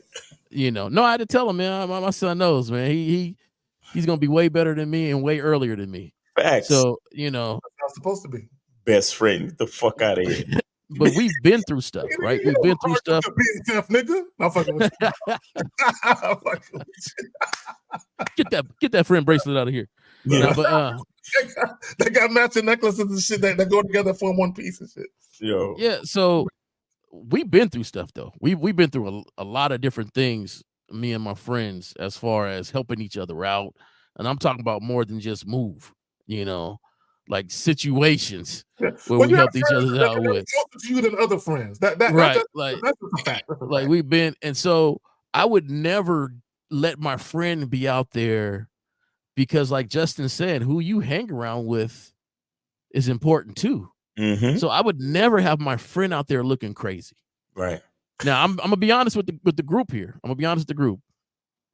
If my partner couldn't get at chicks, if we had history though, where we built a certain history as far as helping each other out, being friends, we've gone through some stuff, I will say in my head, that's that guy, right? That's him. And I know which places to take him to and which places not to take him to. Oh yeah, I've had friends that I could take out. So like, I'll go watch the game with you. But nah, man, you'll not go out. I don't even want to have to babysit and try to feed you women and all this other stuff. And, you know, try to, hey, just go say this. And, you know, I don't want to do all that. So we're not going to hang like that. Right. At the same time, though, I'm not going to have my friend out there looking dirty, looking. Your friend, these women looking at your friend even worse because you're participating in their farce. Let me ask the caller a question. Caller, be honest. Have you ever fucked one of your friends, any one of your friends, girlfriends or wives? Have you, or have you ever tried? No, not a girlfriend, but just like random, yeah, but not a girlfriend. Hey, well, all right. So let me ask you a question. So, has one of your friends, girlfriends or wives, ever tried to hint at you that they were interested? Yeah, multiple times. Bro, you literally a step away from going ahead and entertaining that shit. Yeah, he a dirty Mackie, man. You're a Yo, step ego, man. I think you need to concentrate more on building your character than than trying to get this girl, man. You know you can get the girl. That doesn't even matter. It's about your character now. Well, Like, you know, Roman, the bottom line is this. Just go to your boy and tell him the truth. Hey, man, look. You gonna get that shorty? If you ain't gonna get that shorty, you got a problem if I do? Now, to what Justin said earlier, sometimes you should leave it alone altogether. Especially if you know your boy is feeling the chick and he feel like he all in love and shit. Yeah, because it's just easier. Yeah, because sometimes he might say yes, not because he really mean it, because he don't want to look like a punk. He don't want to look like a sip in front of you. Like so what Jay Roman said earlier, because dudes be acting like, man, I don't give a fuck about none of these bitches, but these dudes be in love. You know what I'm saying, or infatuated. But they act tough. Yeah, but fuck around and have sex with a chick they really feeling, and these niggas looking at you like, we ain't friends no more, dog. We can't talk no more. You're like, hey, but you just told me it was cool. This is why, as Justin said just now, sometimes don't even mess with it. Just leave it the fuck alone. Bro, yeah, I never been on no social circle shit in my life, bro. I always go get my own bitches, bro. Like always, bro. Always. Like the only time that shit work is it like, for example, like if me and Lucario went out cruising and we both bagged up a couple bitches and brought back home with some shit like that. But other than that, like to say like, oh yeah, my homie, he got a home girl and no, bro, like no. You know what I'm saying? Like, even if she's showing me flavor, no. Like I don't have nothing to do with that shit. It's too many other chicks out here for me to be focusing on this one. And like I said, even if it does go down, it gotta be away from the team. Like she gotta see me like over here in some other town, and we gotta smash and never discuss it again, type shit. Like, you know what I'm saying? Like this crazy. You know, but see, that's the thing with so many dudes. You know, they pedestal. You know, it's the same shit with the title. The influence that these men allow. It causes them to throw away their integrity. It causes them to throw away their character, their manhood, even their friendships. You understand? And what you don't understand is that, like you said, Justin, the fucking hole that's a quarter size big, you're fucking putting that above everything else. Like, yo, you could have a friend that's a business partner that you and him been making money for years, and just because of a hole, you want to throw all of that away? Like you got somebody who's your you know a godfather to your child, somebody who's in an important position in your social circle, and you want to throw that shit away over pussy? Like, guys, you got to do way fucking better than this. It's the same energy that causes a man to take a fucking woman out to some $500 first date is the same energy that this guy's on, and it's fucking disgusting. So, to your point, when we say males are influenced by women, what we're saying is when it comes to sex, you guys are led by your dick. And you make horrible decisions, not only with the women that you fuck, right? But you also make horrible decisions in your life trying to get to the point where you can fuck certain type of chicks. Like the guy that was on when we did the clip earlier, he's talking about trying to get to a certain point in your life status and financial success just to get a bitch. Like dudes is out here really going to college just to get a good job so they can get a bitch. Right. I mean, what the fuck is wrong with you? Like then when dudes find a chick, you get married, and the chick, you know, she leave you and she fucking a pool boy, you get mad, and it's like, but look at what you did though. Right. You literally, bro, you made your whole life journey, your accomplishments and your goals just to get a pretty bitch that you can fuck on. The thing about your life is to get a bitch. And I don't give a fuck if it's a marriage or a girlfriend or what the fuck it is. You made your whole life there. Man, look, man, hey, I'm gonna put myself in position to get me a pretty bitch. Yeah, I'm gonna work hard, I'm gonna work overtime, I'm gonna save my money, nigga. Nigga, fuck it. Nigga, I wanna be a rapper. No, just so I can get a bitch. You know what I'm saying? Like, dudes do all this goofy shit, and you make all these sacrifices, and you compromise your integrity, your dignity, and your honor as a man, just so you can get a bitch. Right. And sadly, like the previous caller who had no program, it's like you really don't even know why you really want a woman. Because guys, you know, you might misunderstand us when we talk, but we have a way better understanding of the value of a woman than most of you. You understand? Because the bottom line, the reason why you come over here is because you're trying to fuck, you're trying to get pussy, you're trying to get on dates, and you're trying to get your penis wet. But you guys don't understand how much more a woman can be to you if you actually know who the fuck you are. If you actually know how to coach this woman and how to, or women, you know, multiples, how to inspire them to be assets in your fucking life to the point where you want to talk about, I mean, look, as men, we're going to get to the next level regardless. You understand? But if you know how to inspire a woman to be an asset to you, oh, you could get there in so much better style. You can get there more efficiently. You can get there with a peace of mind, and you can get there more attractively. You understand? But again, it has to do with integrity. It has to do with character. It has to do with your masculine identity, guys. Pussy is not supposed to be anything that's going to cause you drama or fuck your life up. If pussy and the woman attached to that pussy is not enhancing your life, then you're doing something wrong. Mm-hmm. Yeah, and that's too much of giving your dick away for free, which means that you either don't understand the value or you don't value it. Facts. Because I know from my own experience, you know, I don't know the intimate details of you guys and your sexual experiences, but perhaps you can relate. Okay. There's something powerful that comes over a woman when you're fucking her body, her mind, and her heart in such a way it rocks her world. It has the potential of changing who she is. And therefore, if you have this ability, you shouldn't be just handing things out for free just because you want to go, right? Like that's it's devaluing what you can actually do, what you can actually influence on another psyche. Like it's way more powerful. It's way deeper than that shit than just having a quick spurt of dopamine in your brain.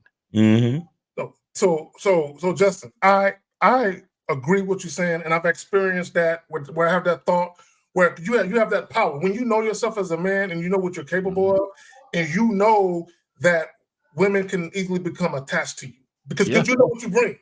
You know, if I say this and I do this shit gonna be sprung. I'm gonna need a fucking paint scraper to get her off. Exactly. So, and because of that, you're careful about the type of the women you invite in your life, and you're careful about what you introduce them to. Like I'll give you an example. Right, I have a romantic side. There's only 2 women in my life that's ever seen like me really, really show that side. Right, because I got butterflies. But no, because I know if I do certain things and I present certain things, especially like intimate things, non-sexual intimacy, certain things that ain't even got nothing to do with the physical act of having sex. That's part of it. But because look, women crave non-sexual intimacy, especially from men that they really, really like and they really, really feel it. So I know if I introduce that, that's gonna change the fucking dynamic of the interaction with that woman. So even if I'm just fucking a chick, if I start doing certain things or talking in a certain way, she's gonna all of a sudden start to become a little more clingy, right? And I know that about myself because I've already seen it happen.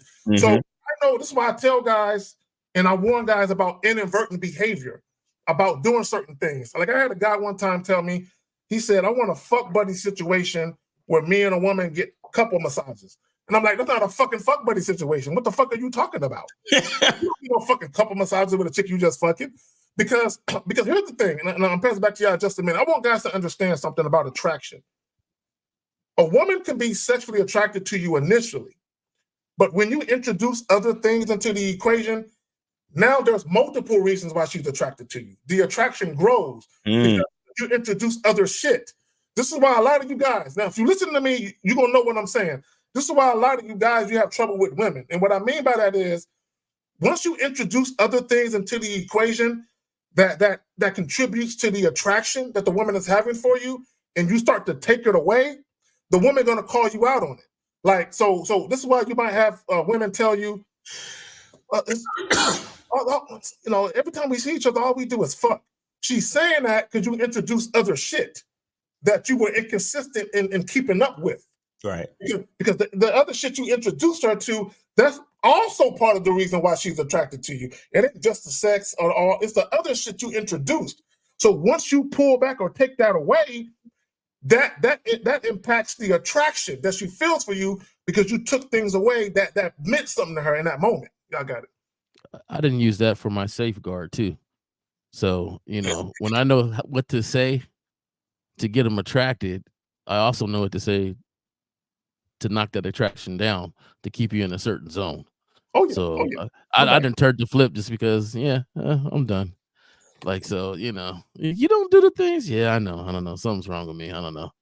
Okay, have a good day. You know, our period's done. But caller, do you understand what the panel was talking about when it comes to the influence? How you're letting the woman influence you because it is hindering your character.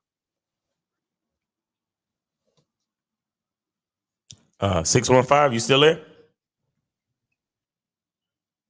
I think he. You think close? Okay, so he's there, but I mean the Skype say he's there, but he must have fell asleep. I don't know. So I'm with Miles. I don't need to go after any of my partners' women. In fact, they're dead to me. You won't see me talking to them in the kitchen. I don't have long conversations with other people's women. I don't, get extra smiley. I don't even go in your house if you're not there. What? I will wait for you outside until you get there. And I've had like, come in, he's gonna be right. Come, what? No. I'll wait right here. And it's not thank you because I'm gonna do anything. It's just I just want to respect my partner and respect the fact of whatever they got going on. Because I don't want anything. You're not gonna use me for anything. We could have just had a simple conversation about iced tea. And then he walks in, and then later on, she wants to use the argument about, at least he talks to me. And, like you're not going to use Roman for anything. Okay. I learned the hard way. I'm going to stay that this type of way. shit. I had a situation happen where something, it wasn't about necessarily going in the house, but it was a situation like I'm going to tell you, and I hate to tell this story, because I still feel like shit after all these years later. A partner of mine, his woman called me. And she was complaining about her man. And this is what I said to her. I said, look, I ain't got nothing to do with any of that. You got to do what's best for you. That's all I said. Now, he called me. He was pissed. And I understood it later. He was like, man, what the fuck you talking about girl about? And I said, man, I didn't say anything about you. But in his mind, nigga, you should never entertain nothing. Nothing. You shouldn't have said nothing. Now, him and I, we reconcile our shit, but because she was mad at him. I didn't know what was going on, right? So she called me. I said what I said. Then he called me and said, man, we through. Man, our friendship is over, nigga. Like, right? That was his thing, right? So what I didn't know is she was purposely trying to use whatever I said. Like her mission was to use, even if I gave her a little, she was going to use that to come at him, to piss him off. And I was young. I was in my early 20s at the time. I didn't know. You know what I'm saying? So that incident showed me like, bro, like don't even put yourself in that type of predicament. So what you say, Jay Roman, don't even come in the house.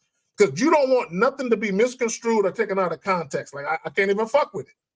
And everything I had to learn, right? So I was in one of my partner's house. I'm waiting there, and his girl comes down in this top. Ridiculous, right? Spaghetti strap, some shorts showing everything. And walked down, and he came in, and he looks at her like, better. Then he looks at me, and I'm sitting on the couch. I'm not even doing anything with her. Like all I did was come in the house. She told me to sit down. I sat down. I waited for you. But the whole interaction between us that day was just off, right? Because now there's wonder in his head. Because we hang out, so he knows I could talk. So now there's wonder of what's going on, and that right there is like, no, I don't even want to go in the house. And I had a partner. His girl was very nice looking, very, very nice looking, right? And he told me later on, and I used to always wonder, why do you always come over to my crib, right? And he said he noticed because I didn't get extra caddy. And at one point, she complained and said, "Your friend doesn't even look at me." Like, and it's true. I didn't want him to think, anything, because some guys will look like, to the point where it's like, "Are you staring at me or I'm staring at you?" Like no, no, I'm not even gonna go there. We're here to play dominoes, drink a little bit, have some cards and stuff like that. And he appreciated the fact that I didn't get any different because he was trying to hang out with his girl and hang out with his boys and their girls and stuff like that. But all the homies would get super catty and super and try to be super smooth around her, and I didn't do that. And he appreciated that. And I didn't do it on purpose because I just wanted him to know, like, look, man, that's yours. I'm not tripping. There's other women out there. I don't have to be super catty, super nice or whatever for that. I'm not even into that. That's you, man. So, Yeah. Well, there's a line. It's a respect. It's like this unwritten line where you can know that a nigga chick is hot, cute, whatever the fuck, but you don't act or do anything that suggests that you a little too giddy about it, like the rest of the dudes. Like y'all niggas too, because those are the type of niggas that will show up at your crib unannounced, hoping that you ain't there, hoping they get an invite in. You know what I'm saying? Those are the type of niggas. You know what I'm saying? So even with the type of conversations that you have with the chick, you know what I'm saying? That should be, hey, look, hey, your man waiting for you over there. You know what I'm saying? Like move away from me with that. Like go over there. You know what I'm saying? So guys need to be very mindful and very careful. Let me tell y'all something. These women will always come and go. Your life will be a revolving door for women. But I'm gonna tell you, true friends, like male friends, they're harder to get and maintain than dealing with bitches. Okay, I'm gonna tell you right now, like having like real true friends is harder than dealing with some females. So you don't want to fuck up a real true and tried friendship, especially a friendship. You're talking about 10, 15, 20 plus years. You don't want to fuck up that behind a chick because she look cute. Y'all got it. Yeah, it's just my moral code though. It's just me. Like, and that's like if I just met you, I ain't going in your house until you get there. Like it's just a baseline and character, and that's the masculine influence on myself on how I feel a man should move, right? And it has nothing to do with the female and nothing to do with the dude. It's just that this is how I operate. I don't. If I notice this is your girl, she's just dead. She's just dead to me. I barely even look at her. Let me tell you something, Roman. Let me tell you something I used to do. I had this girlfriend, right? And I would tell her to put on like some hot pants on purpose. Like when I had niggas come to the house, put that shit on them. I was going to put that shit on. And then I would purposely like leave the room or whatever. I just want to see what niggas was gonna do. I just wanted to see what niggas was gonna do. I wanted to see what niggas was gonna say. Because the nigga that gave her a compliment on the outfit, that's the nigga I can't fuck with. You know what I'm saying? That nigga that said anything about that outfit. You know what I'm saying? That's the nigga I can't fuck with. But anyway, I do that shit. I used to set niggas up, like especially niggas I was getting to know, that I felt comfortable enough to invite. That's a real methodical move right there, man. Bro, I would tell her purposely, hey, them hot pink pants you got on, the kind where your butt cheeks hanging out just a little bit, throw them motherfuckers on. See, I don't trust any of the women that come into a circle. So if like I'm hanging out with like a bunch of guys, and one of those guys brings a woman into that circle, like say we're just like hanging out, we're doing something, he comes over and there's this girl, and I'm looking at him, I'm like, what does he think he's doing? She's a complete stranger coming into this circle. She's looking good, and that's going to be disruptive. All right. And so many years ago, I had started up an arts and cultural organization with a bunch of my friends, and we were basically running the city of Syracuse. Like we had that city on lock. We were throwing the biggest parties. Everybody knew who we were. So when you got something like that, women definitely, they just want to be on the inside circle. And a lot of these dudes, they couldn't help themselves, and they brought in girls. They kind of wiggled their ass into the circle, and the guys like, oh, I got one of these girls or whatever, and they would always cause disruptions amongst the men, always in like either subtle ways or great ways. I fucked with women, but they were always outside of it. I never brought them in. because my circle first is me. Okay. So there's no chaos, no drama, no disruptions happening in here. Then it's like the circle widens to my associates, my friends, and colleagues. That circle is not being disrupted. And if someone brings disruption into it, I know it's not going to be me. Now they're suspect. It's like, where's your head at? Thinking that you can just bring somebody in here that you met 3 days ago because you think she's cute. Like, where is your head at? And then because if something goes wrong with them, that's going to filter into the circle and start disrupting shit. Yep. And it's like, I don't got the time or the patience. Like, my circles are sacred. They're protected. And it's like, if you don't think the same way, then perhaps I should be thinking that of your position or in my circles. Right. See, I like what you said, Justin. I like what you said, because a lot of guys, your sovereignty, your autonomy as a man, your program, it extends beyond the boundaries of your home. Okay, wherever you go at and spend a lot of your time at, when it comes to your friends, it's there too, right? A lot of guys don't understand that. So to your point, like when guys, one thing I never understood, and I'm not calling nobody out, I'm just making a point. Like dudes that be having like yacht parties and shit and be inviting random bitches. You know what I'm saying? To me, if you want to invite some chicks that people know and that's down, that's cool. But I'm not cool with inviting, just walking up on the street. Hey, we having a yacht party. You want to come? Come. I'm not cool with that. Because I don't want no random chicks there fucking up the flow of shit. You know what I'm saying? That's my personal opinion. I don't knock anyone who does it. I'm just saying I wouldn't do it. If I was living in anywhere where I can throw a yacht on the water or a big ass boat on the water, I'm not just gonna walk up to random chicks and give them an invite onto the fucking boat that I'm renting, or that me and my boys is renting. No, now there might be some chicks that niggas been fucking, or that we feel like it's some cool chicks. Yeah, they can come on and then we can have fun. We can have a lot of shit going on. You know what I'm saying? We can swap it like a motherfucker. But just random chicks, I don't like, to your point, Justin, just inviting random chicks to the situation. You don't know these women. You don't know their temperament. You don't know how they're gonna respond. You don't know if they the type of chicks that get drunk and act a fool. You don't know what they bring to the situation. As men, regardless of what you have going on, even if you have like a little section or a VIP section, you always have to have control over who is in there. Okay, period, because you don't want people ruining your situation. That's just my personal opinion. Y'all got it. So I turned off the phone lines. I don't know if you want to do some questions before we get out of here.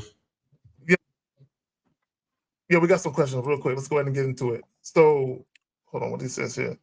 Oh, okay. So he says, why do you keep talking about the Edmunds Act of 8 men? I ain't said that shit in about 3-4 months. Nigga, what you talking about?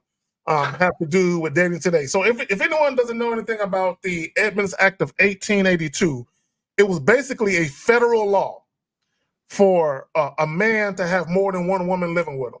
So basically, they was trying to outlaw poly relationships. So you can go to federal jail for like 5 years and shit. And if the women didn't snitch on you, they can go to jail too. So, and the whole point of me talking about that in previous videos is when guys would say, oh, monogamy is natural. Oh, it's the natural order thing. The natural order of things is to be with just one person. And I'm like, really? If that's the case, why they make a fucking law then? Why they got some motherfuckers in jail then? If it's the natural order, if everybody's following the natural order of things, because people like to throw religion into it, like God, really now, really now, right? So my whole point was to debunk all that bullshit. That's why I brought up the Edmunds Act.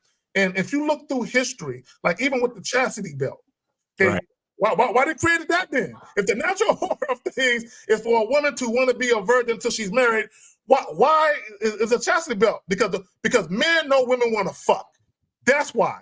That's why these laws are enacted, because they're trying to circumvent how shit really is from a biological perspective. People are inclined to want to fuck. So what they do is they come up with all this bullshit because they know that organized religion isn't going to control all you motherfuckers. So for the motherfuckers that escape the net of being a fucking sheep, they say they entrap you with a law. Hey, I'm just saying. Y'all add anything to that? Nah, I'm cool with that. Right, cool. All right, so he says, how do you spark emotions in a woman? Like, y'all niggas. Was that the same dude who called? No, but that's the same. Probably not, but that's the same question. Yeah. Okay, see, I don't know the basing of this question though. well, see, my thing is why would you want to spark emotions in her? But what's the purpose? Like Yeah. what? See, I think guys want to do this because they want to seduce a woman. okay. And that's fine. Like I personally, like, I know Lucario can't stand that shit. He's like, I don't have time for it. But personally, like, as a creative person, I really enjoy the creative aspect of seducing. I think it's a lot of fun because it's a no effort thing for me. What I would say is, as a practical thing that you can try to build up your ability to elicit emotions in a woman, is start writing a lot. And what you should be writing is erotic stories, like erotic short stories. And there's a lot of examples online where you can kind of get ideas on how to do it. I suggest the ones you look at are the ones written by women, because they're the ones who will edge their own minds. So edging is like when you bring things up towards a climax and you hold it there, and you don't let the excitement hit and dissipate. You build, retract, build, retract. And that's called edging. So you edge the mind, and you learn how to do that through storytelling. And the best way to bring that out in yourself is to exercise your creativity. And you do that by imagining, like researching first, and then imagining and writing erotic short stories. And you do this over time, then you'll be able to communicate, maybe not in the same way, because that might come off as very strange, but it will filter into your regular communication. And then you'll be able to take a woman, paint a picture in her mind, as Steve likes to say, and take her on a mental and emotional journey through your communication. Well, so he says, how do you spark emotions in a woman? And to what you said, Justin, to piggyback off of it, you have to and you allude to again, you have to paint through your words, through how you speak, in conjunction with your presentation, how you act. You have to paint this vision of what the woman is going to get by dealing with you. A lot of you guys, there's no creativity in what you do. You know what I'm saying? There's no creativity at all. A lot of women, you have to understand that when a woman starts to feel like she's gaining some type of emotional bond or connection to a man, it's always mentally. It ain't just with your dick. It ain't just like the physical act of sex. It's mentally. It's what you say to her and how you make her feel through what you say and through how you interact with her. So you shouldn't be trying to spark anything. Be that dude. Yeah, that's the. I guess it's the way the question is worded, because simply it's flirting, but it kind of worded kind of desperate, right? Like, how do you spark emotions in a woman? And it always makes it seem like the woman is not interested, and how do I change that interest to me, right? Like, so I like it, like the other dude, he was disingenuous, right? Because that really wasn't his question. He was lying as fuck. Yeah. So, but if you're simply flirting and you're not getting anything from that, no interaction, no different vibe, or no nothing, then you can't force the spark, right? And that's just that's how I'm taking it. Maybe you guys are taking it different. So it's just I don't like the desperation of it, because to me it shouldn't be that hard. It begs the question. To your point, Jay, it begs the question as to why. Like, what is the reasoning why you want to spark emotions in a woman? This is what I get from a lot of guys. They want a woman to conduct herself like she wants to be a girlfriend, but they don't want the responsibility that comes with that type of situation. Like the guys, they'll say, "Oh, I just want to fuck," but what they really want is they want the girlfriend boyfriend energy aspect of an interaction, but they don't want what comes with it. Okay, and what comes with it is a woman's emotions. When a woman is starting to feel you and she's starting to like you a lot, you're gonna see her react in certain ways. And a lot of guys, you're not built to handle that, right? Because you just want to, like, I'll give you a real quick example. My son, he's 24 now. A few years back, he had a friend, and his friend was dealing with this young woman, and this young woman was supposedly a virgin. And he ended up having sex with this young woman, and he was telling her, I don't want anything serious. I just want to fuck. But he would let her spend the night. Not when she spent the night, but when she would wake up in the morning, like when his friends and my son was amongst them, when they were there in the morning because they was out drinking and partying, she would wake up and cook everybody breakfast. Right? So I'm like, bro, that's not a fuck buddy situation. She spends the night with you, she wakes up in the morning and she cooks all your boys breakfast, and she's sitting there at a table with you and all your boys enjoying breakfast. So what would happen would be when they would hang out after that at certain parties, this young lady would fight the other girls that were interested in this guy. She would fight him. And I'm like, because she look at you as a fucking boyfriend. She look at you as you are intruding on my territory, kind of, so to speak, because yeah, you said you're not looking for anything serious, but your actions are saying something completely different. And what guys have to remember is your words mean nothing to women. Okay, your actions is everything. They will literally interact with you based on how you act. Your words mean nothing. I got it, man. All right, next question. All right, next question. All right, so how do you deal with hating family members, even parents? I get rid of them. I don't talk to them no more until they know how to act right and understand that I'm my own man and I don't need their fucking opinion. I like to remind guys that family is they're just regular human beings. They are strangers with your DNA. So a lot of people love to they get, a lot of people get stuck in their minds thinking that, oh, well, this person is my mother, so I'm supposed to have a good relationship. There's the family that you're born into is literally just a coincidence. You having a close relationship with your actual family members is a blessing. It's not a right, or it's actually a privilege. It's not a right, and it's not a lot of us take it for granted. I was looking for another word, but a lot of us take it for granted being close with our family members. But don't ever get too attached to the relationship. It's not baked in. It's not. It's just because you have shared DNA. It's not baked in that you're going to get along. Exactly. So it's just a circumstance. Right. So absolutely. So just like how you can, be friends with somebody and then they do you wrong and then you be like, Mike, fuck that. I ain't talking to you again. You can do the same shit with your family. It really isn't. There's no actual difference. Depending on how old you are, because if this is a young man, say he's like 19, 20 years old, maybe still living with his parents, listen, it's their home, right? And you're under their roof. So Right. what they say goes. Right. But when you get out on your own and they're like, I don't like the way you're living. I don't like you doing this. I don't like you doing that. It's like, you know what? This is my life. Right. Keep your opinions to yourself or I'm gone. Right. And another thing too is for young guys, you have to know the difference between somebody that's hating and somebody that's trying to give you guidance. Exactly. A lot of guys take constructive criticism. Go ahead, Jeff. No, I think you guys made excellent points. And I just want to say the quicker you get to really being yourself, the quicker your family is going to ride with that. A lot of times how we feel about our family is kind of in us, right? Because we have a perception of how they feel about whatever we're doing. But yeah, they might have an opinion, they might have whatever, but the quicker you become yourself and say, this is me, the quicker they have to accept that and then move on. And a lot of times family members will accept that, like however form it is. Like, okay, that's what he does. Like, come on, are you still coming over for Sunday?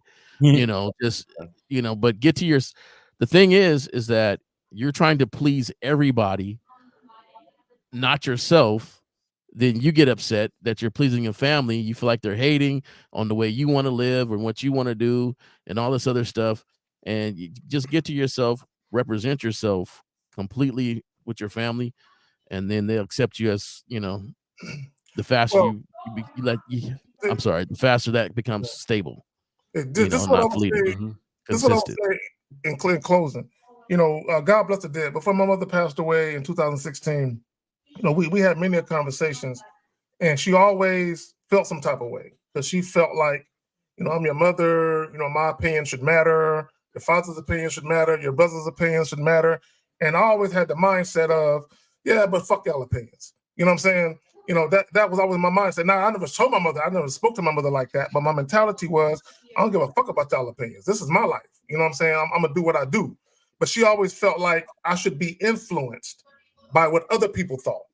And I'm like, I don't give a fuck about what the fuck y'all think. You know what I'm saying? So that's something that my mother came to kind of respect and understand. Carrie is being Carrie. That's Carrie. He don't give a fuck about nobody's opinion. He gonna do him. Now, to your point, Jay Roman, there comes a time when you should have a little bit of common sense where you should know if there's a difference between someone having your best interest in mind versus somebody just wanting to have influence in your life. It's two different things. Now, two things can coexist, but sometimes people just want to have influence in your life, but they don't really have your best interest in mind. They want to kind of puppeteer your life in a direction that they think makes sense for them, for their own fucking reasons and all that. But anyway, man, just a side note on that. My mom was a perfect example of that, right? She told me she didn't want to meet any more women. She met enough women, you know, coming through. She told me don't bring another woman through the house, right? Because me and my mom was close. So what I used to love is that my mom, she was straight up with her opinion of the woman. Like she could talk to her for 10 minutes and tell you, like, yeah, she's this type of lady, right? And really that would be it. So I took advantage of that. I used to go over and, hey, come on. Because they thought it was something to meet my mom, but it was nothing. I was, you know how many people meet my mom. So but it got to the point. You ain't special, but go ahead. Yeah, man. It got to the point that my mom said, I want you. She never told me not to do what I was doing. She just said on this aspect, just don't bring them over here. You know, and I understood that whenever I met somebody that I thought would have that longevity and went there, then she would meet her and just fine, you know. But at the same time, she never sat me down and was like, hey, do you think you date a lot of women? Do you think you know, this is kind of excessive to bring this many women to your mom? Like, she never said anything like that. So, you know, she just accepted who I was, and that was that.